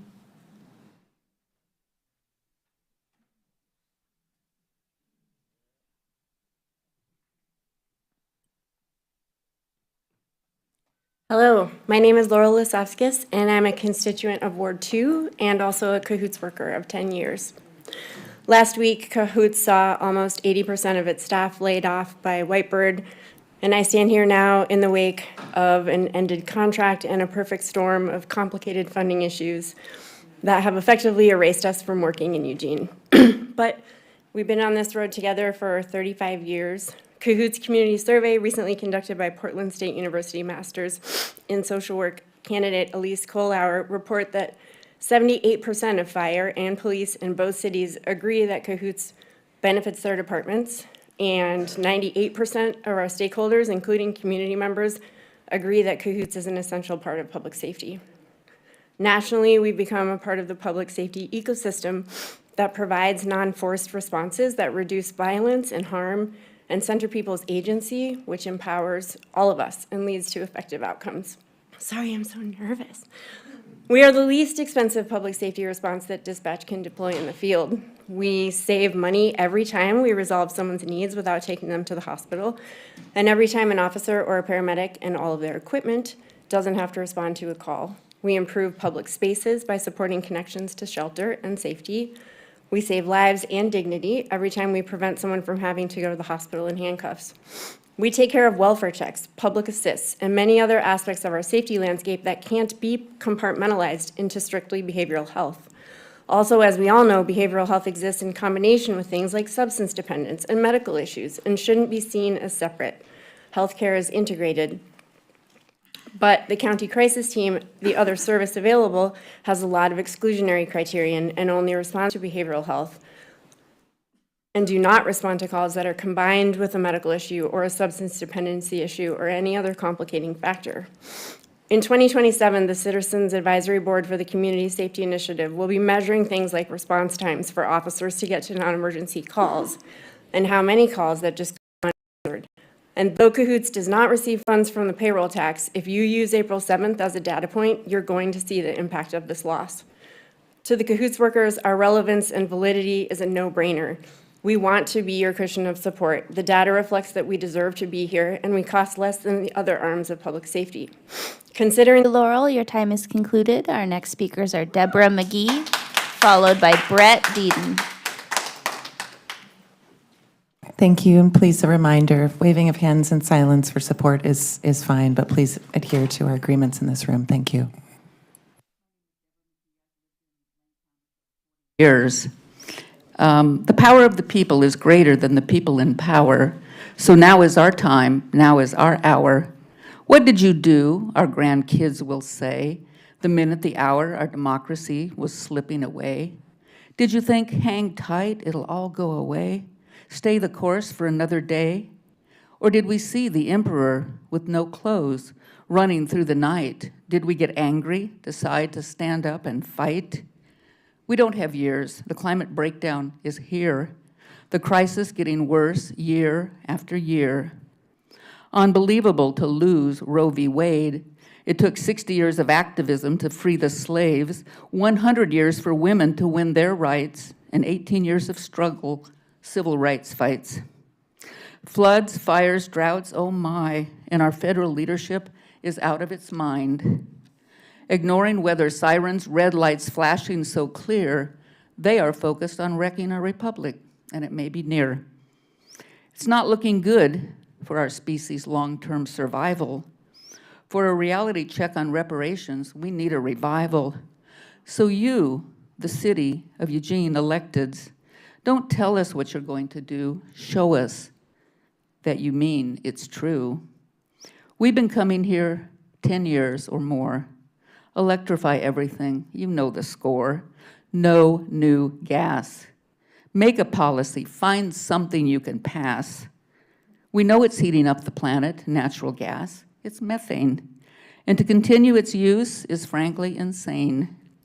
We got your backs, we'll walk through glass for you, but you gotta do your part too. Oh, the power of the people is greater than the people in power. Thank you. Thank you, Deborah. Deborah was speaker number 30. Speaker 31 is Brett Deaton and will be followed by Alex York. Good evening, everyone. My name is Brett Deaton. I'm the president for your local firefighters, Local 851. First off, I want to thank Councilor Krasinski. Thank you for riding along on our medic unit the other day, getting that experience. I still offer that to all of you. If you want to come join us on the medic unit for a day or an engine, we can provide that opportunity for you. That being said, tonight we just released a tool that will allow the community to be notified when we're out of ambulances and out of fire engines. You can go to helpeugenespringfieldfire.com and that'll allow you to sign up for those notifications. Just to be clear, the site does not represent the department or the cities. It represents the views of the union. We're just trying to share real-time data of when we run out of resources. Just some quick numbers from the day. We've been down to one ambulance of between Eugene and Springfield, we have 250,000 residents. We've been down to 1 ambulance 8 times today, and we've been out of ambulances twice today. And that's actually been a calm day for us. Yesterday, we were down to 1 ambulance 5 times, out of ambulances 4 times, and over half of our engines were out at one point during the day. We just bring these up as key tools for us to all look at as public and citizens to look at what our public safety looks like and how stretched thin we are in Eugene Springfield Fire. So I appreciate your time. Thank you. Thank you, Brett. Our next speakers are Alex York, followed by Dawn Hetty.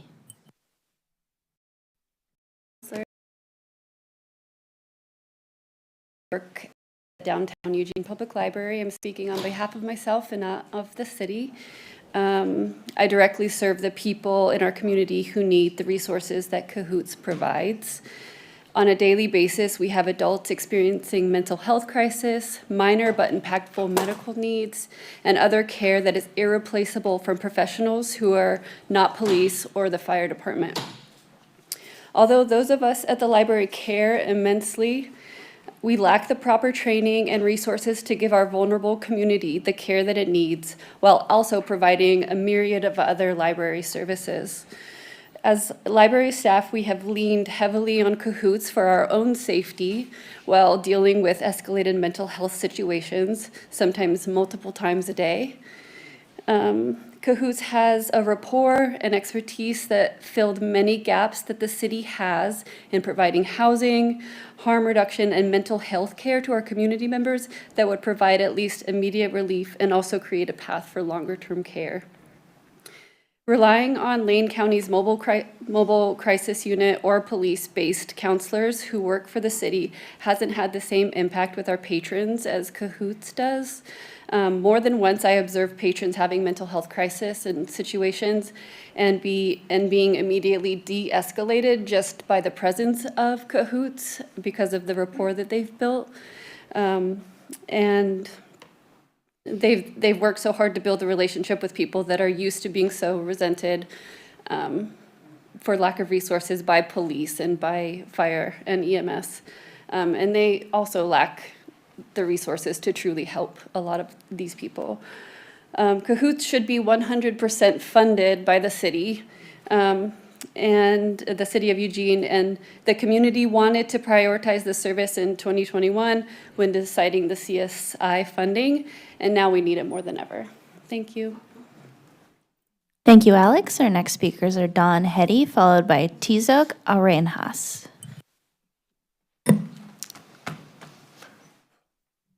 Good evening, friends, both old and new. Don Hetty, Ward 7.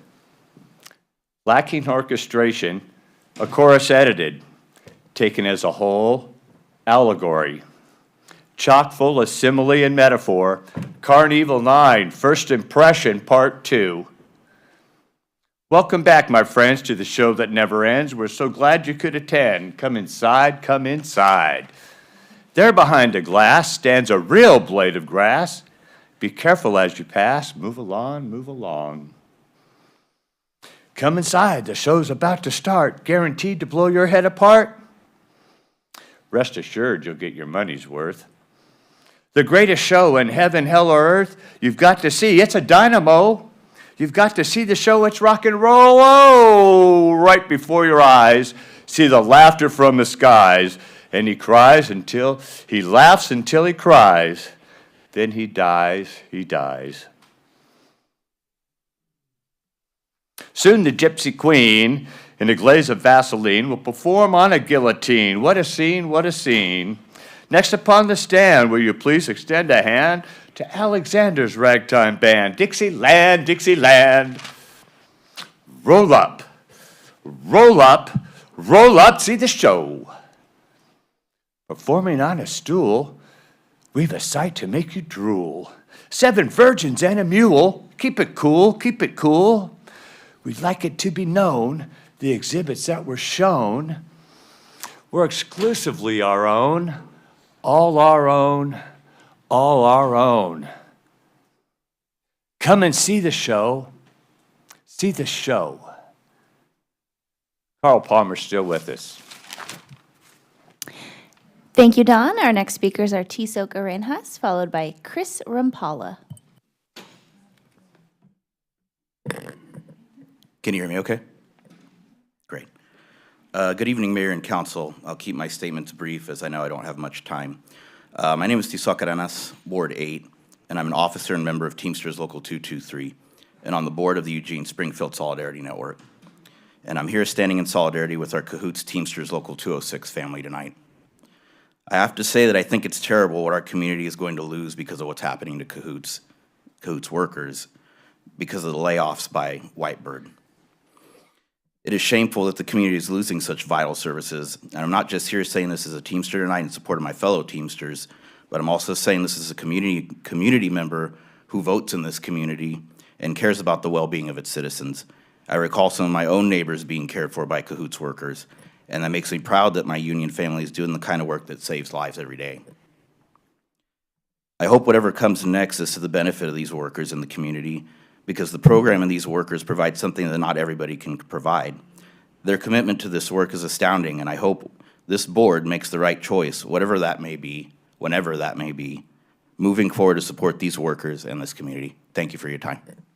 Thank you, Tizoc. Our next, Chris Rapala, followed by Carrie Lieberman.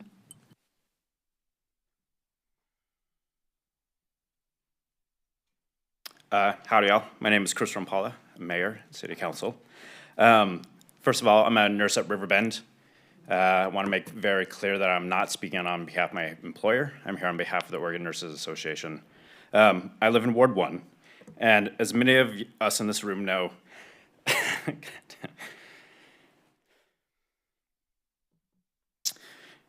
Cahoots is a critical part of public health and safety in Eugene. Sorry.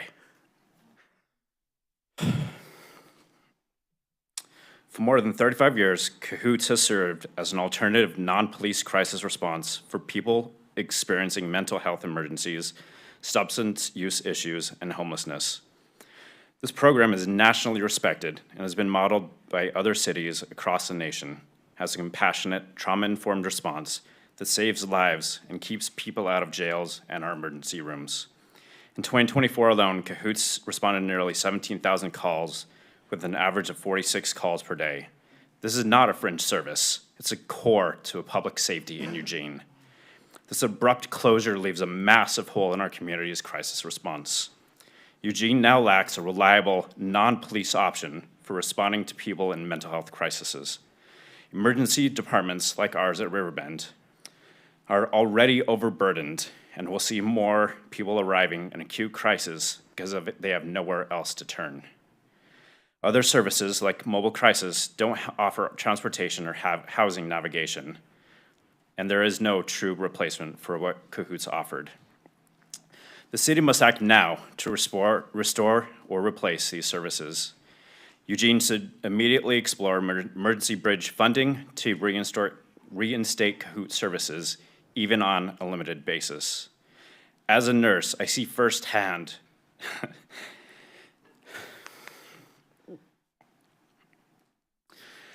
how vulnerable people fall through the cracks when there is no one there to catch them. 15. I and the over 1,500 nurses I represent at Riverbend and over 23,000 members of the Oregon Nurses Association urge the City Council to act quickly, transparently, and with urgency. Our community depends. Thank you, Chris. Our next speakers are Carrie Lieberman, followed by Scott Oakley. Good evening, Mayor and City Councilors. My name is Carrie Lieberman. I'm the Executive Director of Green Hill Humane Society and the Chair of Lane County Community Organizations Active in Disaster. I've lived in Eugene for more than 30 years, currently live in Ward 2, and have worked as a nonprofit leader in this community for over 20 years. I'm deeply concerned about our city's budget. The revenues brought in through taxes and fees don't match the rising costs of running the city, maintaining critical infrastructure, and providing the vital services that keep Eugene safe, healthy, and livable. Without raising more revenue, there will be an impact on programs and services that thousands in our community rely on every day. In difficult times, it may seem easiest to begin with cuts, but for many in our community, the unhoused, the elderly, and families living paycheck to paycheck, even minor reductions in public services can have devastating, sometimes irreversible consequences. As someone whose organization serves both vulnerable people and animals and collaborates with dozens of nonprofits supporting low-income residents, seniors, youth, and individuals in crisis, I can tell you plainly, we cannot afford to lose essential city services. These services are lifelines, not luxuries. Public buildings and spaces aren't just symbolic. People depend on them. Nonprofits rely on accessible city spaces to deliver services effectively. During disasters, ice storms, wildfires, heat waves, those same city buildings become life-saving havens. If those doors are closed or understaffed, the results could be tragic. Cutting city services would be short-sighted. While it may offer temporary savings on paper, the long-term cost, socially and financially, will be far greater. When nonprofits like Greenhill partner with the city, we multiply the impact through private donations and volunteers.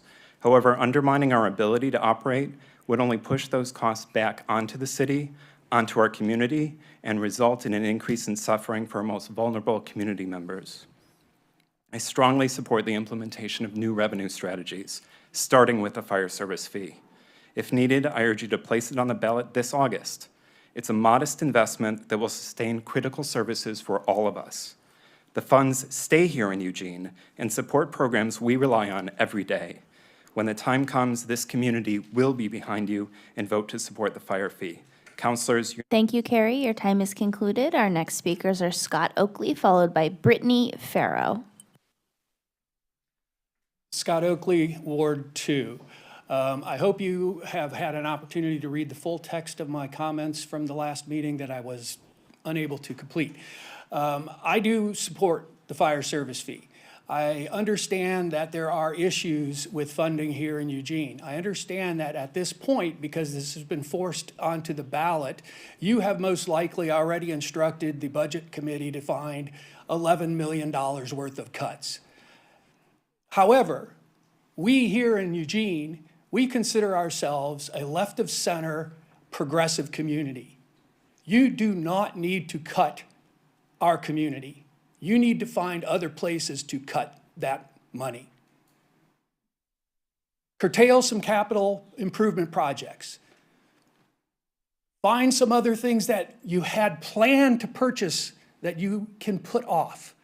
Do whatever you can to support our community. Keep our parks open. Keep our pools open. Keep all the employees that will potentially be fired under this budget situation employed. Many of them are only part-time employees, have no benefits, and they are just surviving on those funds. Find the money to support Cahoots. My gosh, this is just plain ridiculous. There are places you can find money, and you need to do it, other than cutting our community. If you expect the left-of-center progressive community of Eugene to support you, then you need to support us and our community. I understand there are problems with the revenue collection. I understand that measures 5 and 50 were basically designed to slowly strangle our community, and it effectively has done so. So I think there's something else that needs to be done. Yes, we need to support the fire service fee, but we also need to start mounting an effort to repeal 5 and 50 and give control back to the local people who should have control over revenue creation and support our community. Thank you. Thank you, Scott. Our next speakers are Brittany Farrow, followed by Patrick Driggett. Hi, I'm Brittany Farrow, and I'm not speaking on behalf of former or current employers, but I've been a physician assistant in this community providing neurological care for the past 11 years.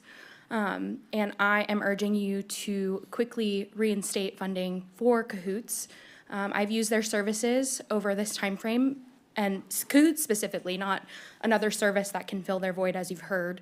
I've used their services due to their legacy of safe and compassionate care. They truly help to offload services For the police officers, they certainly help triage patients through our hospital system effectively, so that the people who need to be there get the help that they need, and that the people who don't need to come in through the emergency room don't overburden a continually overcapacity system that we have right now in our hospitals.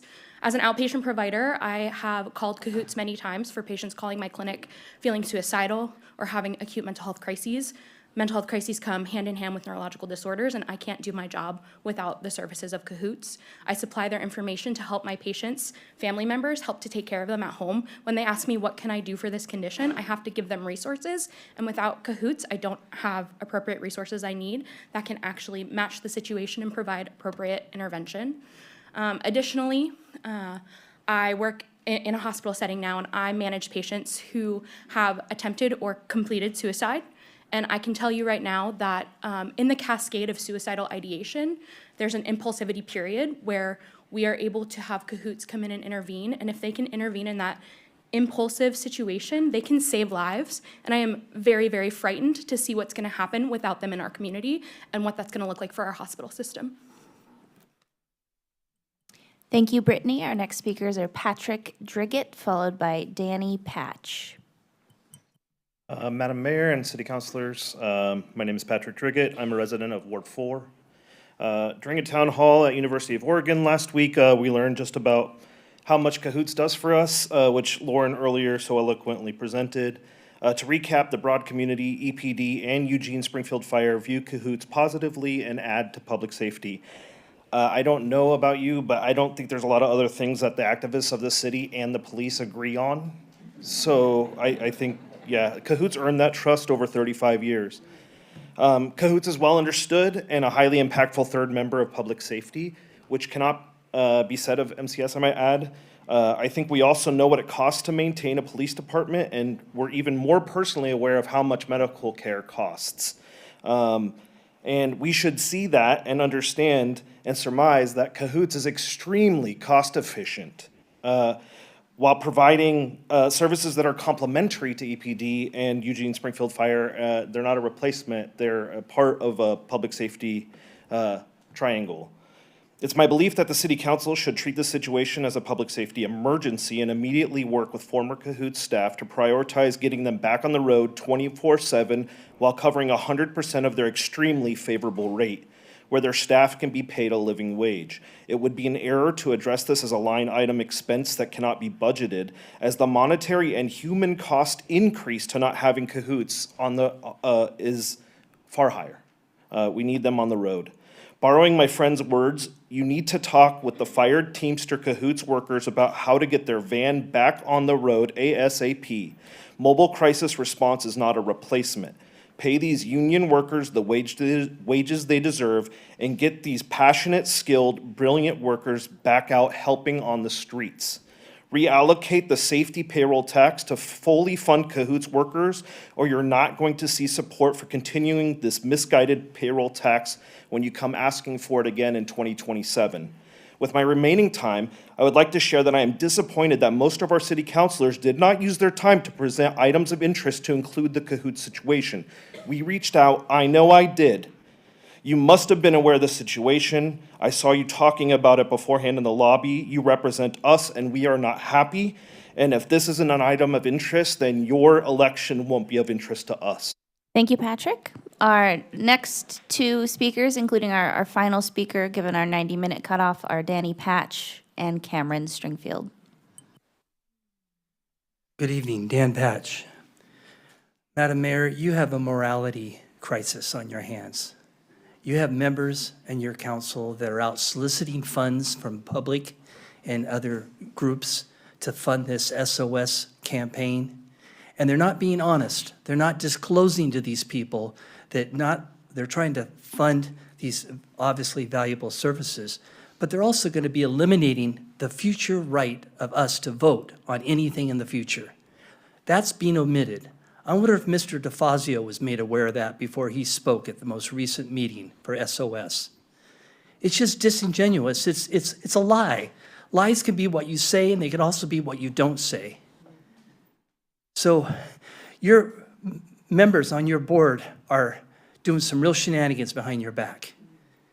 Now, obviously, this whole thing about financial crisis here is self-made by the city manager. It's either incompetence or it's funny business with the math, buying things that you can't afford, buying brand new houses that you can't afford, while you just trash all of our programs. That's what you did. Isn't it funny that the amount of deficit is the same amount of money you paid for this building? And if you hadn't bought a brand new house, maybe we wouldn't be here. I mean, it really is self-causing. And it's gross incompetence and trickery from the city manager's office. There needs to be an audit of how this building was purchased, and I think the public would be shocked. Now, I'd like to say something about cahoots. I think there's alternatives. One thing we're not talking about is, why don't we look at the Parks and Recreation Open Spaces budget? It's heavily overmanaged. It's got a golden budget. You've already eliminated that from our public vote. I'd rather put up with some long grass or brown grass all summer and save valuable programs like cahoots. Maybe don't water the grass. I'd like to know what would happen if cahoots was allowed to show up on scene before the city police. Maybe Ryan Salisbury or Brian Babb might still be with us, but instead they got shot. It's a no-brainer, but the bottom line here is that you're lying to us. You're being. Thank you, Danny. Your time is concluded. Our next and final speaker is Cameron Stringfield. Good evening, Council. My name is Cameron Stringfield. I live in Ward 7. I'm a member of the Party for Socialism and Liberation, and I'm a very activist in this city. First of all, thank all the people that have spoke tonight in support of cahoots. This is very important. I got to be the last speaker, so I'll channel some rage. Although I thought this was supposed to go until 10, and I know I'm not the last speaker, so I'm a bit confused about that. But the closure in cahoots in Eugene is just another shameful example of services lost that benefit our community in a very important way. Examples include University District Hospital, the Hourglass Community Crisis Center, the Whitebird Front Rooms, now cahoots. You're also trying to criminalize mutual aid, Food Not Bombs, and Neighbors Feeding Neighbors are just trying to feed our community, and yet you go after them and try to criminalize them and make that impossible. And then while all of this is going on, and you also want to cut the library, the fire department, et cetera, while all of this is going on, the police get more funding, corporations and the wealthy get tax exemptions, and we get left in the dirt. Working class people in Eugene are struggling to pay for their needs. The rents are too damn high to pay. The groceries are too damn expensive to buy. We're struggling to eat. We're struggling to live.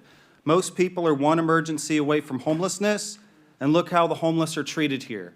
It's illegal to exist outside. It's shameful.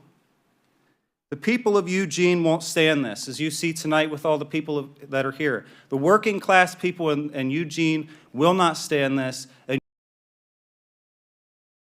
Room. Separately, while I have time, I want to ask you, there is a crisis in the United States right now with ICE deportations.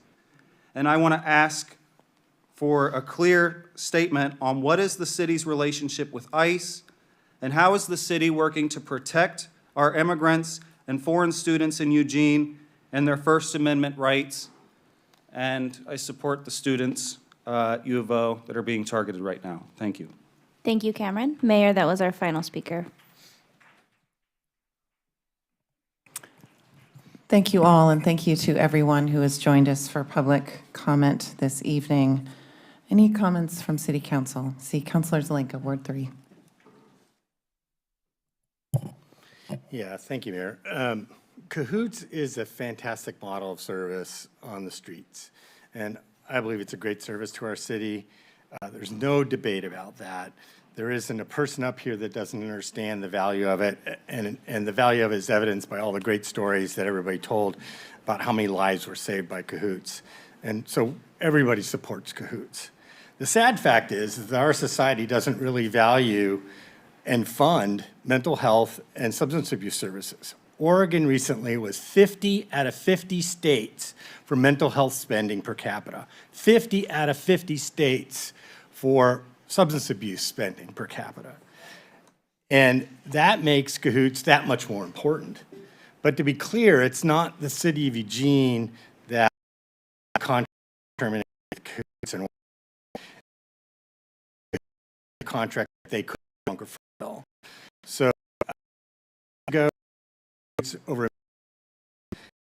almost all of that as a spend. And those problems have continued at Whitebird and Cahoots. And for those of you that care about Cahoots and that service, to keep working with us to solve the problems there and to stabilize Whitebird and Cahoots and save those union jobs. But above all, vote for the fire fee, which is essential to keeping Cahoots. Without the fire fee, we'll be making $11.5 million in cuts to many valued services in the city, and it would be difficult, if not impossible, to restore Cahoots without the fire fee. And Mr. Fitzgerald, are you here still? No, you left. It's not an empty threat that these services that we clearly listed many times at public meetings will be cut. We had, if you had done your homework, you would have realized that over the past several years, we've cut $67 million out of the general fund. That's out of a $200 to $180 million general fund. So we have the lowest per capita employees in 16 years in the general fund, lowest general fund spending per capita in 16 years, all that while adding an entire city of Springfield into Eugene. And so there's little to no fat or inefficiencies to be cut. We already did all of that. And any deficit in the general fund now requires wholesale cuts to services and reductions in services. We have to balance our budget every single year. We don't have a choice. So it's by law we have to balance it. So besides Cahoots, without the fire fee, we're planning to cut animal welfare program, gone. Close the library for 1 to 2 days. Reduce park maintenance.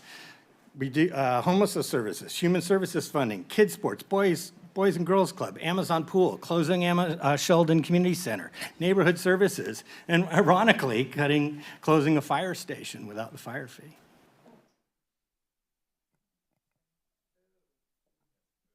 Councilor Clark. Thank you, Mayor. I was really looking forward to saying, I really agree with Councilor Zelenka. I was ready to say it, and I was in absolute agreement with him right up until the end there. But the last part was completely untrue. We haven't even begun to talk about what we're going to cut or not going to cut, but the first part was absolutely right. Let's be really clear. Nobody at this table voted to defund Cahoots. Nobody. None of us think it's a good idea.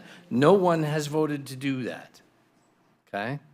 All of us voted to fund them fully in our last budget. We didn't fire Whitebird. They quit. There's a fundamental difference. We contracted with them. We made a deal. Here's a service we really want to buy. We want you guys to do it. You're great at it. And so we budgeted it. Everybody up here agreed. Here's the money to do it. And they couldn't fulfill the contract. Whitebird said, sorry, we can't fulfill the contract.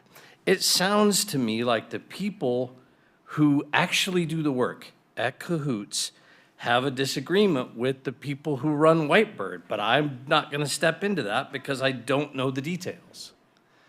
But that's it. Just one guy in our city.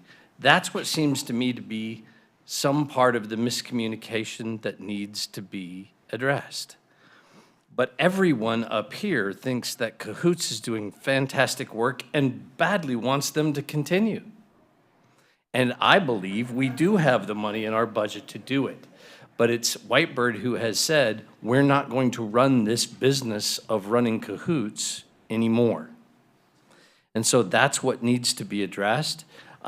This is information we've literally just gotten in the last week or two, and I suspect the city's going to act to do some things. I know that the county has decided to take some action, but I got to tell you, it sounds from up here like y'all are under the impression that we made a decision to, in my life thought I would say this, but I'm really, really sad today that the Register Guard really doesn't exist anymore in the sense that we don't have a well-informed community that everybody gets the same information about as well anymore.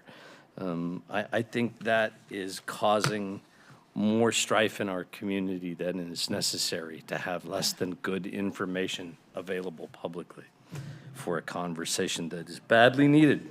So, thank you. Councillor Ye. Thank you, Mayor.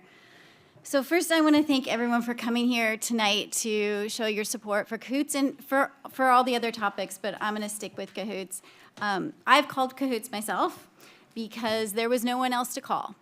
And I have witnessed them interacting with people in our community, and I was honestly impressed with those interactions. Their professionalism, their compassion, their communication skills was exactly what I needed when I made those calls. And I think Victoria's story is a great example of how one interaction can make I understand dealing with this decision or why it seemed to happen so suddenly, but I do understand what Cahoots means to this community. And while I can't promise to fix everything, what I can promise is that I will continue to work to understand the situation and what the options are that the city has. This service is vital. I do agree with that. It is not necessarily replaceable by Lane County. I think, as some people have articulated, there are some differences that are important. And lastly, I can't remember who mentioned, oh, it was Chris, I believe, that mentioned it, to make sure that all this information is very transparent and very out in the community so that as we're learning, everyone else is learning, so we all have the same information, and if folks feel like the information we're getting isn't accurate, there's an opportunity to have those conversations. I know the folks at the meeting that was at the U of O, I had a police commission meeting and couldn't make it, but I'm in conversations with them to meet and learn about their side and the things that they presented in that meeting that I missed. And I just want to thank people for coming out and spending a hot evening here with us when you could be doing other things I'm sure you'd rather be. And that's all, Mayor. Thank you. Councillor Groves. Thank you, Mayor, and thank you, everybody who showed up tonight. In fact, I'm going to make a motion in a minute here to extend. I doubt it'll pass, but I'm going to at least try so we can hear more people. A young woman earlier tonight said that the city was only paying $200,000 a year for Cahoots. That is not true. We spent almost $2 million this year for Cahoots, $1.5 million out of the general fund, $250,000 from the CSI tax, and $165,000 for the Cahoots vehicles. We do think this is important. It is an important service. In fact, I'm probably the only person in the room here who can say, as a firefighter, I was on one of the very first calls that Cahoots ever ran in 1989. And they showed up and hopped out of this beat-up white van, and we're going, what the heck is this? And they turned out to be wonderful. So anyway, with that said, I apologize for making a motion without saying something to begin with, but I move we extend for another 30 or 45 minutes to give more people a chance to testify. Second. Any council discussion? Is that, 30 or 45? 45 minutes is the clarification. Are we able to set a smaller time per person so that we can get through everybody?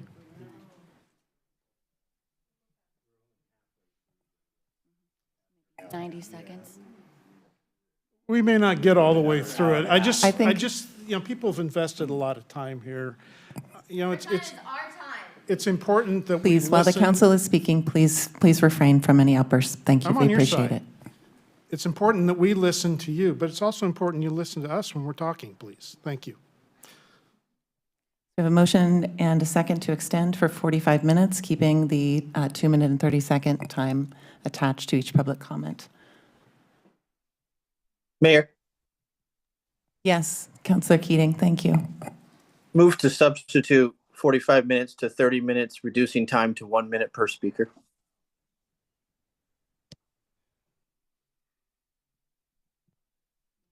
Counselor Ye? I'll just speak as as someone who used to come to meetings. It's really hard if you come prepared to cut 2.5 minutes down to 1 minute. So it can be very disruptive, and like when you're already nervous, it's kind of a lot. To the motion. I'm not seeing a second for the motion, Counselor Keating. Understood. Thank you. There's a motion on the table to extend for 45 minutes with 2.5 minutes per person for public comment. All in favor?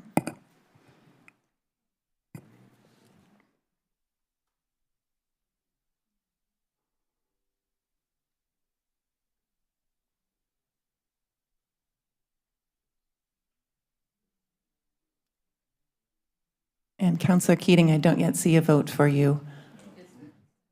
I haven't heard. Thank you. Sorry, I'm looking at my small screen and there's a large. And the motion passes by a vote of 7-1. We will extend our meeting to staff. I'm going to need a time check and how this works to extend by 45 minutes. I know we're outside of our 10-minute or 10 p.m. cutoff time. Need a little bit of guidance. Okay. Can I get a time check for when we would conclude this meeting? Well, it's 9:42 now, so 10:30. Thank you. 10:27, thank you for the extra clarification. And now, if possible, staff, we can return to our queue of speakers. Absolutely. Thank you. Speaker 40.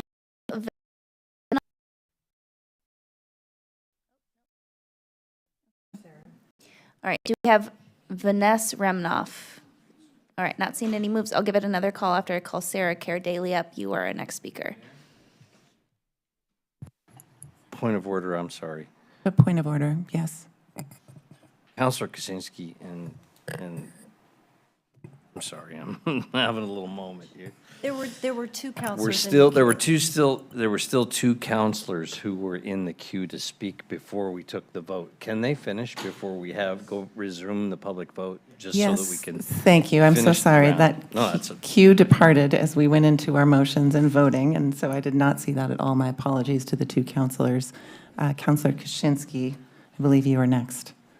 I'm sorry, Sarah. Thank you, community. Thank you. I was going to echo some of the comments, particularly that Councilor Leach, Ye made regarding Cahoots, seeing how important it was to our community. And I was going to express sympathy for those of you who came out and waited through all this heat and didn't get a chance to speak. But now some of you are going to get a chance to speak, so I will stop. Thank you. And Counselor Leach. Similarly, echoing just my appreciation for everyone who came out today. Just the power in this room of mental health counselors, QMHAs, Ps, lawyers, just the breadth of experience of people who are serving our community every single day, saving lives. It's powerful, and we do hear you. We appreciate you. Like Counselor Ye, I will be doing whatever I can in my power to help us continue to offer this to the community. So I'm not going to take more of your time to speak tonight. So thank you all. I'm looking forward to hearing from the rest of our speakers tonight. Thank you. And Mayor, as a note, Counselor Keating was also in the queue. Counselor Keating. Mayor, I had a vote explanation as well as a comment. Yes, please. Vote explanation. I was hoping to allow for the maximum amount of participation while allowing for our workforce, for our staff, our dedicated public servants to get home in a reasonable hour, whether it's childcare or familial obligations. Keeping our workforce past the time that we've agreed to is it doesn't sit well with me. Hence my ill-fated attempt to amend. Mayor and colleagues in community, I share a deep mourning for the loss of Cahoots, and I'm deeply saddened by Whitebird regularly realizing a dismal 20% retention rate, meaning 80% of the workforce annually leave Whitebird. Whitebird's inability to fulfill, or their apparent inability to fulfill their contractual obligation, Whitebird's apparent unwillingness to collect vital data necessary to capture critical federal dollars in the form of matching Medicaid dollars. As I understand it, the mobile crisis units will be able to. Just want to just give thanks and appreciation to Allison, who made it abundantly clear that the mobile crisis units are not a one-to-one substitute. Clearly not. If the mobile crisis units are focused squarely on mental health and behavioral health, let's recognize that Cahoots did indeed engage in transports, wellness checks, housing navigation, critical de-escalation engagement, and crisis counseling. It would behoove folks to look up Oregon Senate Bill 973, passed in 2019, which mandates crisis response services in every county in the state. As the continuum of care, it's the mobile crisis Lane County program. It's entirely in their wheelhouse, Mayor. I see my time is up, and that was a quick 2.5 minutes. So I now hear myself that 1 minute might be impossible. So I stand with my colleagues. I look forward to hearing what you have to say. I'll turn off my mic right now. Thanks, Mayor. Thank you, council, and thank you, staff, for our expended time. We're back to public comment. Excellent. Sarah Care Daly, please come to the podium.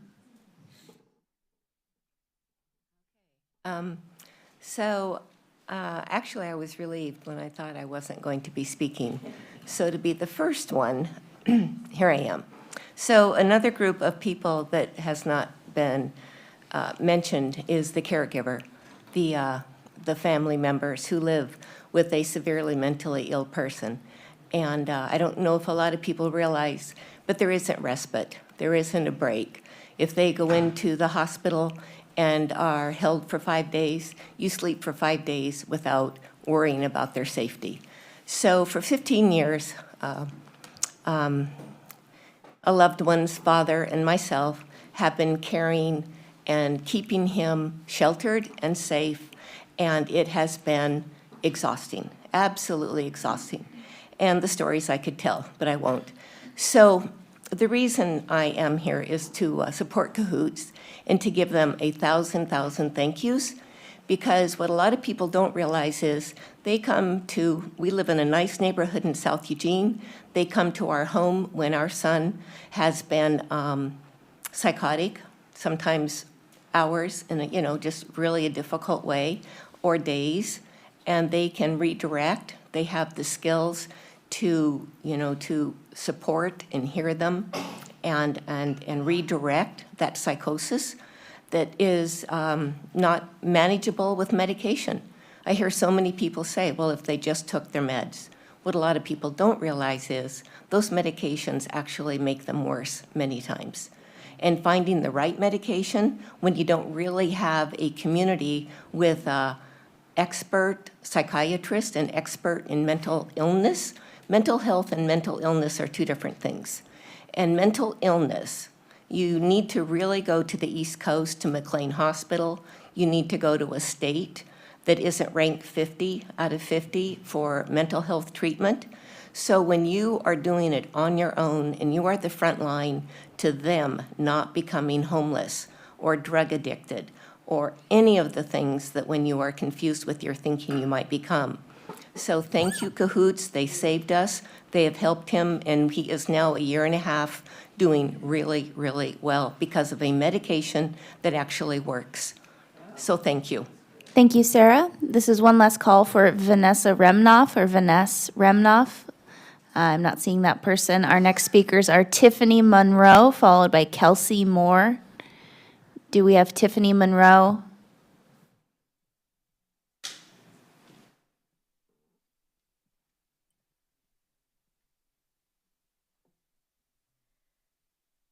Good evening, Mayor, City Councilors. My name is Tiffany Monroe.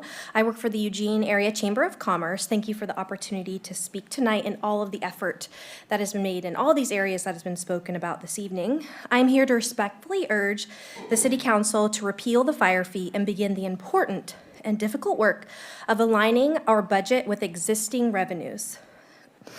The current budget shortfall is the result of long-term trends. For some time, the cost of delivering city services has grown faster than the revenues that support them. In the last 5 years, general fund expenses have increased about 3% annually, while revenues have grown at only 2.6%. From that perspective, short-term lens that has led to many in the community, including over 8,400 who have signed the referral petition to ask for a pause and reconsideration. The pattern of expenses consistently outpacing revenues points to two broader issues. First, the need for more deliberate prioritization of services to fit within our current financial reality. And second, the desperate need to expand our tax base through growing community needs. I know many of you have been talking about these goals for years, and the fact that these conversations are still going generates some frustration from the public. The proposed fire fee, while well-intended, is not the right tool for this moment, especially when so many families and businesses are uncertain about their financial futures. We now need a renewed commitment to long-term solutions that include having a hard conversation about service levels and investments. And it means making economic growth, such as housing expansion, a true priority. I'm confident that with shifts in focus in that direction, the city will find willing partners among those that have signed the referral effort. We all want the same things. I think tonight that's been very clear and stated by all of you, so that we can have a Eugene that we want for all of us. We can get there if we all work together through transparency, clarity, and shared purpose. Thank you for the opportunity to testify tonight. Thank you, Tiffany. Our next speakers are Kelsey Moore, followed by Katie Coy. Good evening, Council. My name's Kelsey Moore, and I live in Ward 1, and I just want to say thank you, Mayor and councilors, for being here today for a very long session. So I'm here to speak in support of Cahoots, and I'm really curious, along with you all, to better understand what's happening. I understand that Whitebird might be under new leadership, and I'm curious if that's an opportunity for the city to further the conversation about what a next phase of Cahoots would look like. And I'd like to urge the City Council to not approve a budget that doesn't include Cahoots when that comes around this summer. I'd really like also to hear more from the city in general to understand more about what the current budget for the upcoming year looks like, what was budgeted for Cahoots, and why Cahoots chose to end their contract. I'd like to understand more about the finances behind that, and I'd urge the city to share that with citizens, as we're all really curious to learn more. I've lived in Eugene for over 30 years. I called Cahoots, as everyone testified, for friends, family, community members, and it would be a great loss to our community. But again, I'd urge you not to approve a budget that doesn't include Cahoots, and I'd really like to learn more about the finances, timing, and decision-making, and I'd like to see the city approach Whitebird and have further conversations about this possibility. Thank you very much. Thank you, Kelsey. Our next speakers are Katie Coy, followed by Chris Elliott. Good evening. I'm Katie Coy from Ward 2. I don't want to take up too much time, but just as so many others have said, I want to reiterate, Cahoots is a huge part of what made the city of Eugene so special and so safe for me in my undergrad years ago, and now that I live here year-round, working in childhood behavioral health. It's just something that, honestly, I'm ashamed to say I almost took for granted that it would always be there because it seemed like such a no-brainer and was such a part of the fabric of the community. And I'm realizing that I can't make that mistake anymore. So I'm not taking it for granted anymore, and just wanted to add my voice to the people who have spoken their support for Cahoots. Thank you, Katie. Our next speaker is Chris Elliott. Is there a Chris Elliott in the room? Okay, I'm going to call the next speaker and then call for Chris Elliott one more time. Our next speaker is Megan Gardner. Is there a Megan Gardner in the room? All right. No Chris Elliott, no Megan Gardner. John Borofsky.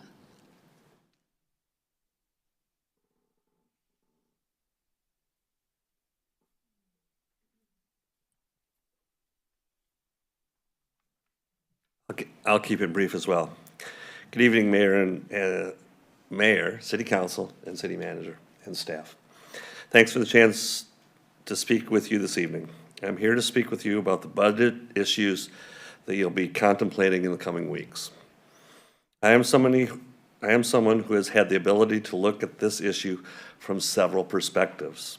As a member of the revenue team, an elected official that may be called upon to facilitate collection of a fee, a small business owner, Chamber of Commerce member, as well as a resident of Eugene.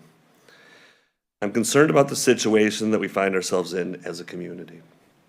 It is my hope that you will be able to balance the many needs and priorities that the community wants and expects with the resources available. And if additional revenue is a needed option, work with partners to come to a solution that brings the community together in a timely fashion. The work you have ahead of you is complex and important, and I trust that you will do your best to lead this community through this difficult conversation. Thank you. Reach out of any help. Austin, followed by Marvin Ripple. Is there a Nick Austin or a Marvin? I encourage anyone in the overflow seating area to move in here if you're on the speaker list. Are you Nick? Excellent.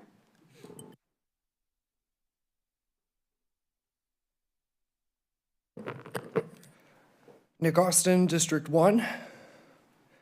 So this is directly from the Eugene City Council website. City Council Special Interests and Concerns. Eliza Kaczynski, Homelessness, Support Solutions that Reduce the Impacts of Homelessness for All Our Residents. Matt Keating, Mental Health and Vital Public Safety Investments, including Cahoots and community policing models that save lives and foster positive police-community relationships. Alan Zelinka, Human Services, Jennifer Ye, Public Safety Support Agencies that protect ourselves, our children, health, and property. Mike Clark, Enhanced Livability. Greg Evans, actually no listed interest in mental health care or human services, but at least you don't pretend to care. Lindsay Leach, Mental Health Prevention and Services. Randy Groves, employ realistic and effective solutions focused on outcomes to address homelessness. What do realistic and effective solutions look like when you have a national recognized mobile mental health crisis worker and Class B paramedic team that you allocate 2% of your police budget to when they take 17% of the calls to which the police would otherwise be dispatched? I worked full-time at this town's lowest barrier homeless shelter overnight for over 2 years in direct care of hundreds of unhoused people. Between medical and mental health emergencies, it's the kind of job that often requires calling in backup. Repeatedly, in the most harrowing moments of my professional life, these outstanding, exemplary frontline workers we call Cahoots were there for me when no one else was. And we are watching you stand here in front of the town you serve and pass the buck. This operation has needed more support from the leadership of this city for years, and you undermine them by repeatedly cutting them a crumb of the police budget and then creating a half-cooked supplemental program. Your supplement can't provide on-site wound care, so they transport more of our unhoused populations to wait half the day in an already full emergency room. Who will we send in the middle of the night to take care of our friends and family when someone is needed to be brave, face the crises, reverse the overdoses, de-escalate the traumatized, while exemplifying a humanistic approach? I say you do it. This is your mess. You can clean it up. Or with the exception of Counselor Evans, change your bullshit special interests and concerns on your goddamn website. Thank you, Nick. This is one last call from Marvin Revol. Not seeing a Marvin. Our next speakers are Casey Spohr, followed by Phil Farrington.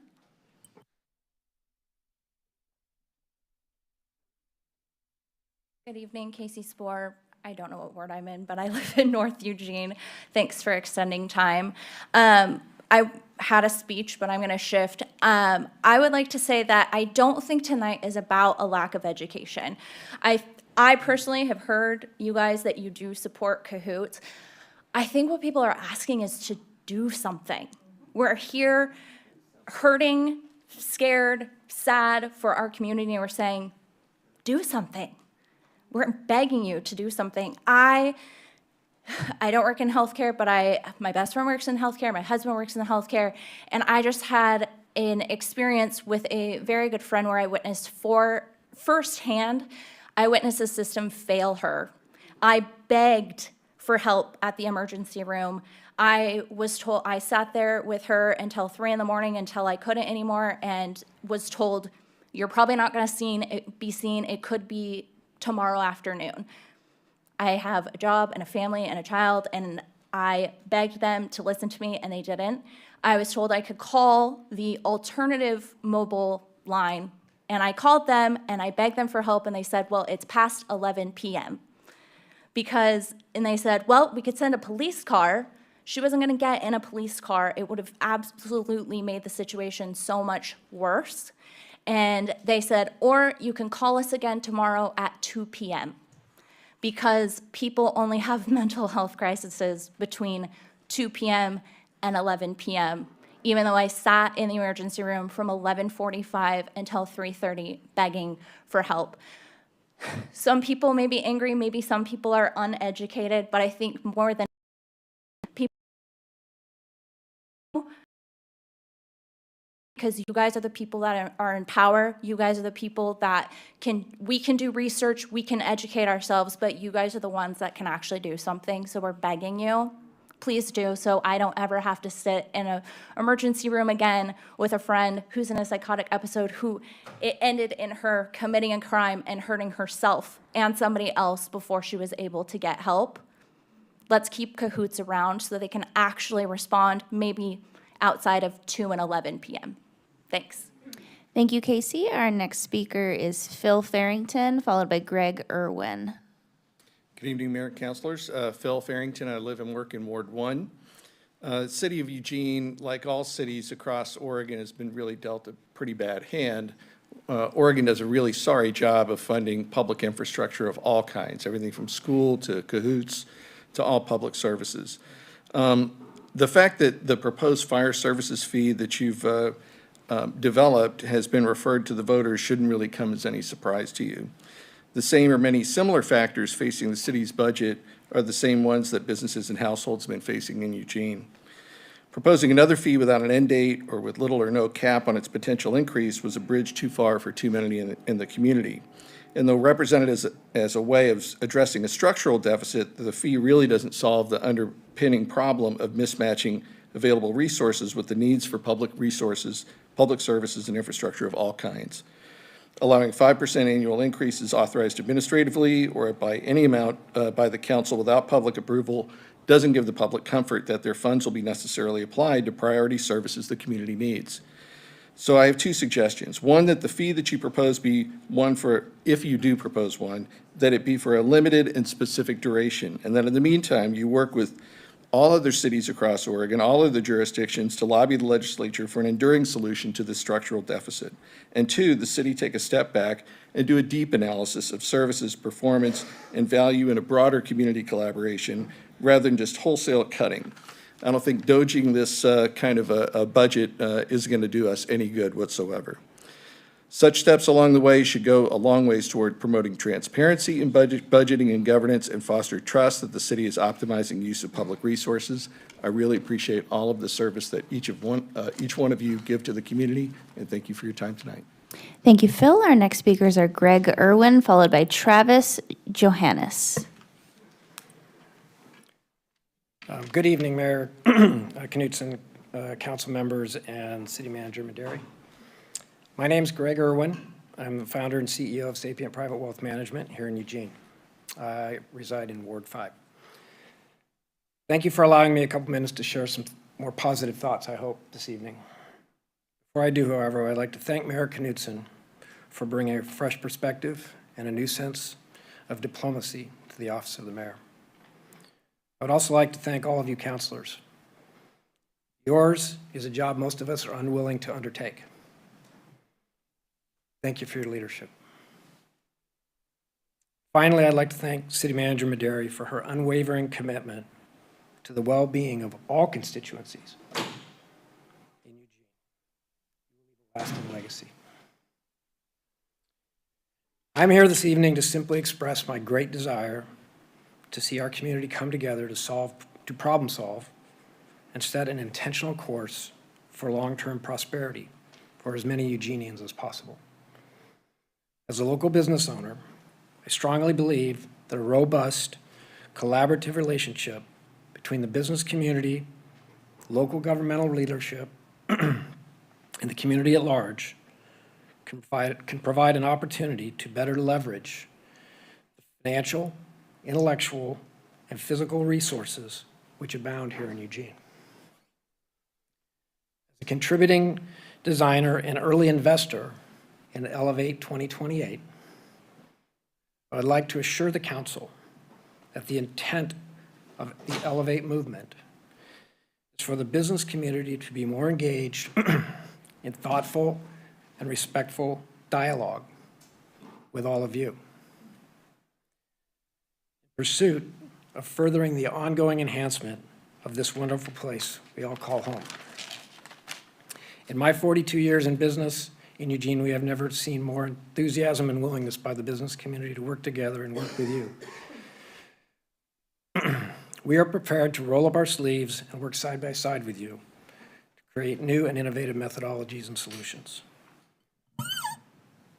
This is a critical moment for our community, a moment for partnership, a moment for humility, a moment for listening, and a moment. Thank you, Greg. Your time is concluded. Our next speaker is Travis Johannes, followed by Andrew Simran.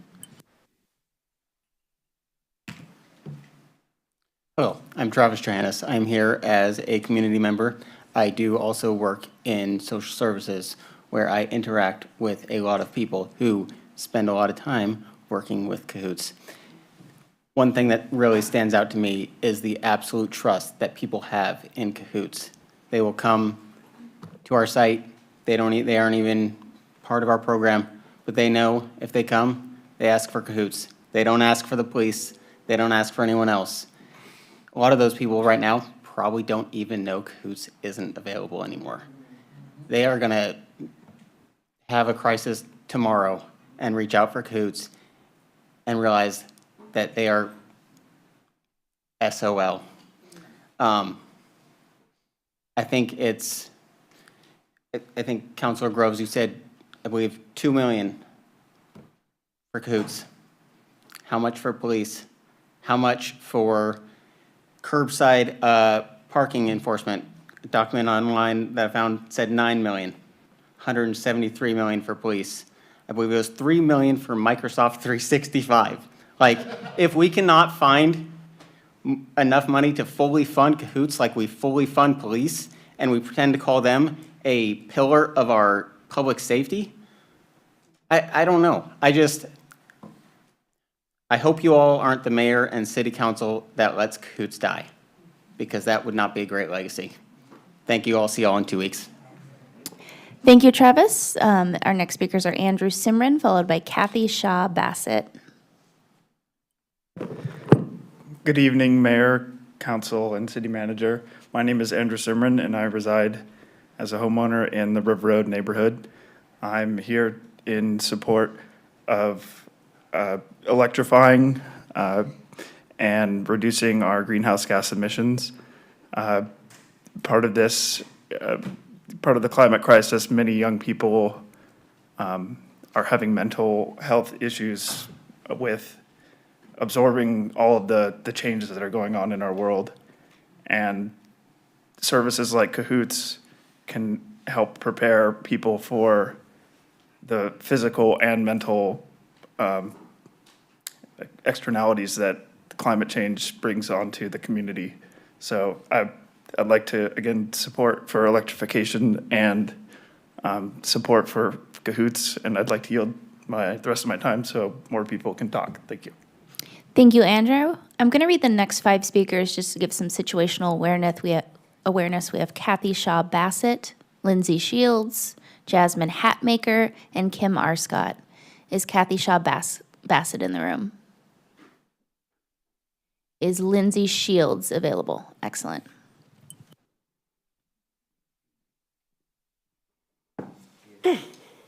Good evening. My name is Lindsay Shields. I am the co-owner and co-director of Flex Studios, a local dance studio in the heart of downtown Eugene, home to 350 students and their families. Cahoots has been by far one of the most successful support systems throughout our 13 seasons downtown. Several years ago, my business partner Angela and I were unloading costumes, her 5 months pregnant. I looked up at our parking garage and saw someone standing there with blood dripping down the side. I knew right away it was vital to get to this person as Angela called for support services. After that day, I unknowingly received a life-saving civilians award from the police chief, praise for my efforts, something I realized after the fact I didn't want to have to receive. I'm a small business owner, a mother, many things, and on that day, I was taking on a job I was not trained for. This was not an isolated incident, and I have encountered many similar situations over the years. I stand firm in knowing that it takes all of us to create community, but there are times when I think we need to redefine what community means. Many times it means leaders go first. In the past 13 years, we have called on Cahoots hundreds of times, and what I have witnessed is when we continue to fill spaces, it creates impact and positive restoration to a seemingly hopeless situation. And I have a responsibility to make informed decisions to keep my clients, who are very community safe. In just the last few years, we have experienced sexually explicit content, unhoused humans in our alleyways showing need of mental health, drug deals, humans shooting up, human feces cleanup, and even watched a man pass on our front door. We keep Narcan on hand because we are community. We take pride in being the quiet helpers, doing our part. The journey to healing will be a challenge, but with programs like Cahoots, that goal seems much closer. As government continues to move the goalpost, you lose the people vital to the success of our unsuccessful systems. Healthy leaders dip out because they know how taxing it is for them as individuals, and in turn creates an imbalance. We understand it is up to the individual to choose healing, and to be a vital part of that example is something I do not take lightly. I believe that due to poor management of city funds, we have lost a successful program. If the expectation of me as a small business owner is to pay taxes, talk down someone from jumping off our parking garage, and distribute Narcan successfully, then certainly my expectation for the city speaks. Thank you. Thank you, Lindsay. One last call for Kathy Shaw Bassett. Not seeing her. Jasmine Hatmaker. Excellent. After Jasmine will be Kim Arscott.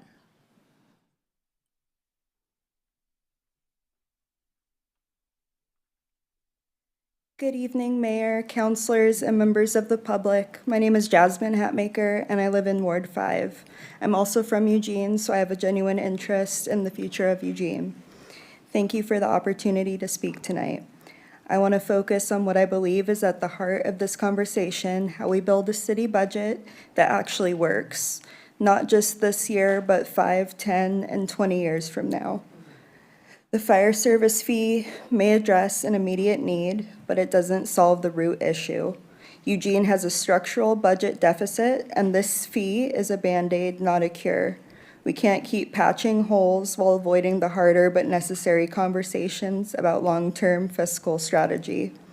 What we need instead is a priority-based budgeting process, one that looks at what services we truly need, like Cahoots, what we can afford, and how we make those two things match. That's going to take courage, and it's going to take leadership. It's time to change course. No one wants to see this become a divisive ballot fight, especially when there are urgent budget decisions ahead. I'm asking the council to repeal the ordinance and pursue an alternative path that includes a serious look at deeper, more strategic cuts. Let's also bring more voices into the room. A budget advisory committee made up of independent financial experts, community members, and business leaders could help restore public trust and surface creative solutions that haven't yet been considered. We all want Eugene to thrive. Let's take the harder road now to build a stronger foundation for the future. Thank you. Thank you, Jasmine. Our next speaker is Kim Arscott. All right, not seeing a Kim. Jim New, Brittany Quickwarner.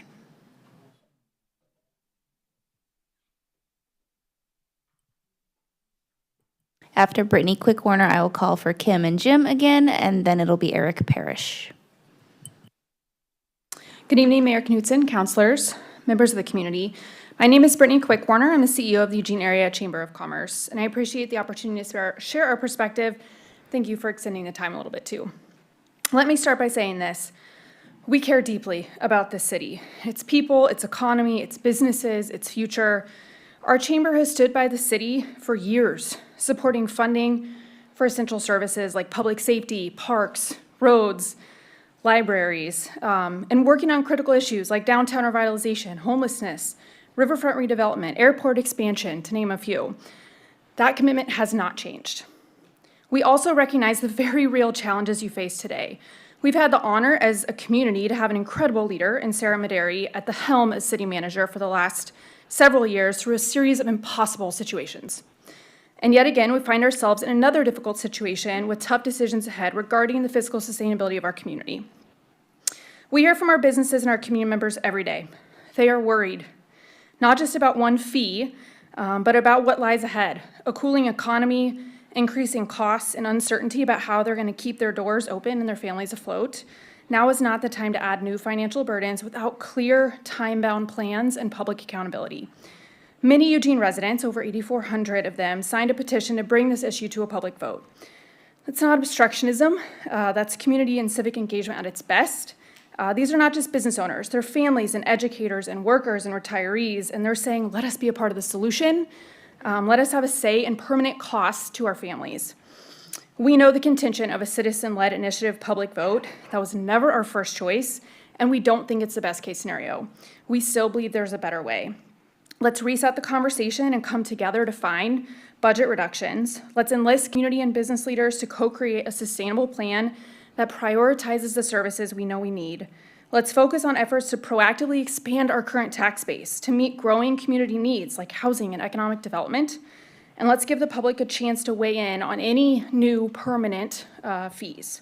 Leadership means making the decision. In this case, is to rein in spending or realign priorities.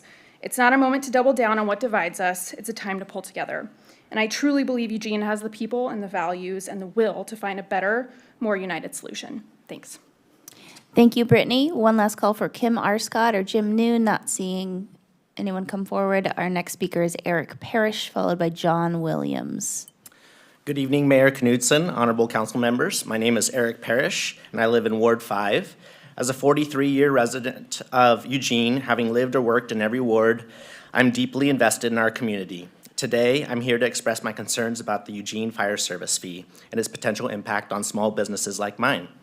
I serve as the CFO of Deployed Logics, a 12-year-old business out West Eugene that manufactures rapid deployment shelters for rescue services, including fire departments nationwide. Founded by 2 individuals, we've grown significantly and now employ 120 people across 3 facilities, all here in Eugene. This new fee will affect us in 2 ways. 1, as a business, we'll have to absorb the cost without passing it on to customers, meaning cuts elsewhere in our budget. 2, our employees, who will also pay the fee, may need higher wages to offset the burden. Unlike larger companies, we cannot simply raise prices or quickly find new revenue streams. Instead, we'll have to innovate, streamline operations, and make tough budget decisions to maintain profitability and future growth, all while staying rooted here in Eugene. As a CPA, I've spent my career helping small family-owned businesses manage budgets. The key is prioritizing core services like emergency services, investing in revenue-generating initiatives like economic development, and finding efficiencies in supporting services. My request is that I urge the city to repeal this ordinance and instead take a strategic approach, aligning expenses with revenues through innovation and prioritization, just as businesses must do. Thank you for your time and your service. I appreciate your consideration. Thank you, Eric. Our next speakers are John Williams, followed by Robin Bloomgarden. Hello, City Councilors. John Williams, Ward 7, with Equitable Access Eugene. Thank you for all being here to hear our voices today. I hope to bring just a piece of the puzzle. Our city is a hub for natural, organic, and indigenous lifeways. Broad, creative approaches to wellness are our pride. On the state government level, we have been on a swinging pendulum ride. Possession of any and all substances was sweepingly allowed in 2021 with Measure 110, a sort of Portuguese model minus the robust social services infrastructure.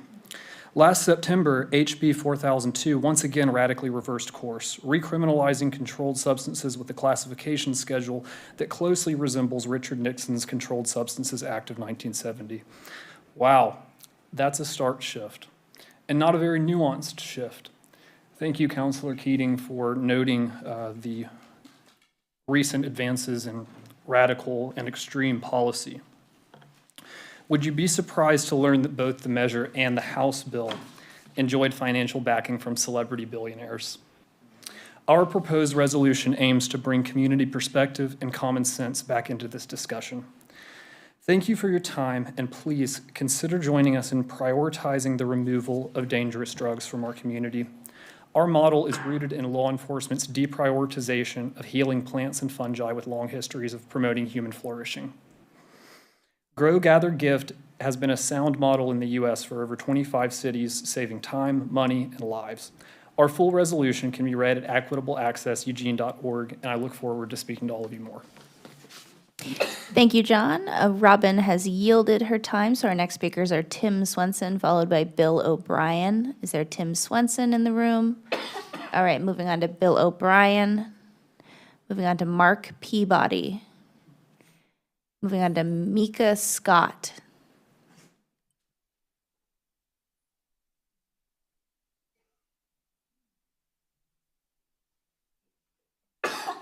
Mika Scott, member of the community, and listening to everybody speak tonight and supporting Cahoots, which I do, made me think about the fact that we live in a country where our military budget is greater than the next 8 or 10 countries combined. That includes China and Russia and all the other countries in that field.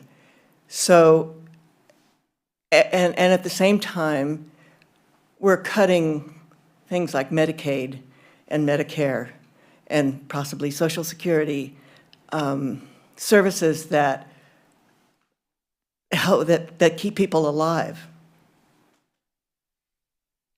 And I see the same pattern going on here, where a service that is essential to our community, to the health and well-being of our community, is being cut while the police are getting more money. It seems inhuman. It doesn't seem reasonable to do that any more than it does on our national level. It's going to bring the country down, and it's going to bring our community down. And people will fight back. And your jobs are going to be on the line because the community isn't going to stand for it. Thank you. Thank you, Mika. One last call for Tim Swenson, Bill O'Brien, or Mark Peabody.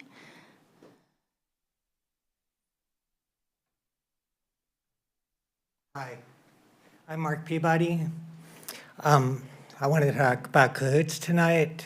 I want to start by saying cardiologists, OBGYNs, brain surgeons, neurologists, what do they all have in common? We all know they're doctors, but they're also specialists. And the field of medicine is very, very complex. I am an EMT intermediate, and as such, I am a generalist practitioner. As an EMT, I work with several of the Cahoots responders. One of them is in this room. They are outstanding. But beyond that, they are specialists trained to work with a specific group of at-risk people. Well, the one biggest fear you have as a medical practitioner is that you're going to get it wrong. You're going to assess the patient incorrectly because you don't have that specific knowledge. And it's frightening when you get in that situation. I've watched these guys, and they have that kind of training, and it can't be replaced. I was working downtown in December. It was a cold winter night. You could see your breath. And I was coming home. I was by the library downtown, and I saw a man in a wheelchair across the street from where I was parked. And being an EMT and wanting to help, I went over and said, "Hey, what's wrong?" First thing I noticed was he had this little lap robe that was lying in the street in the rain.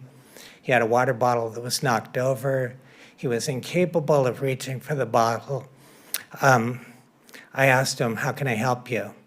And he said, "Can you please call Cahoots?" And he said, "Can you stay with me? I'm really, really scared. I have no place to go tonight." And I could smell urine on him. It smelled like he had a UTI. urinary tract infection. He was in bad shape. So I waited with him for about 20 minutes, and Cahoots came up. They jumped right out of their van, and they said, "Hey, John, how are you doing?" They knew him. They knew his condition. They were familiar with him. That's priceless. So thank you very much. Thank you, Mark. Mayor, it looks like we have time for one more speaker. Is that right? Yes, thank you. All right, Steve Gilbert. Linda Ague. All right. Good evening, Mayor, City Council, City Manager. My name is Linda Ague. I live in Ward 4. Thank you for allowing us time to speak, and thank you everyone still listening here tonight. I've been here on the issue of funding before, and quite frankly, I am not sure in whose hands the future of the fire fee and with it the library rests. So I am here speaking up for all those impacted by potential loss of city services like Cahoots, parks, fire, animal safety, police, but I am mostly here to speak up for the library. This weekend, the Friends of the Library held their annual giant book sale, made possible by hundreds of volunteer hours happily spent because they love the library. Approximately 77,000 people attended, and we sold approximately 30,000 items, of which 95% was mostly books. Books donated by many more than 7,000 people to the library so that we can recycle books to library lovers at a small cost. Money which is then turned into materials and services provided by the library for free. If we are asked to chase the bottom line with a vote, what monetary value should we apply to this? We raised a bunch of money, but not enough to keep the library lights on and the staffing strong. That is the job for the city. There's a fire code that we are asked to respect as we welcome people to the sale. As a result, many people stood in line for almost an hour. A few of us delivered candy and chatted with the crowd as they waited. We talked about books, how lucky we were that it wasn't raining, the value of sour apple Jolly Ranchers, but mostly about what they hoped to find and why they had come. Many admitted they probably already had too many books, but they were concerned about the library. They thought the council had addressed the funding issue, but there were rumors that the library would be closed some days and that the staffing would be cut, and they did not want that. Some admitted that they had so many books in their own library they did not need to check things out. But the library was one of the things they were most proud of because of what it said about our city's commitment to literacy and inclusion. Where does that fit in our bottom line? We have watched in horror as our federal government has sacrificed the good of the people to their proposed bottom line. Let's not repeat that here. The fact is, it's hard to put a number on what we call security, and even harder what we. There are many times in history where individual preferences have been sacrificed for the greater good, and in the spirit of times make the.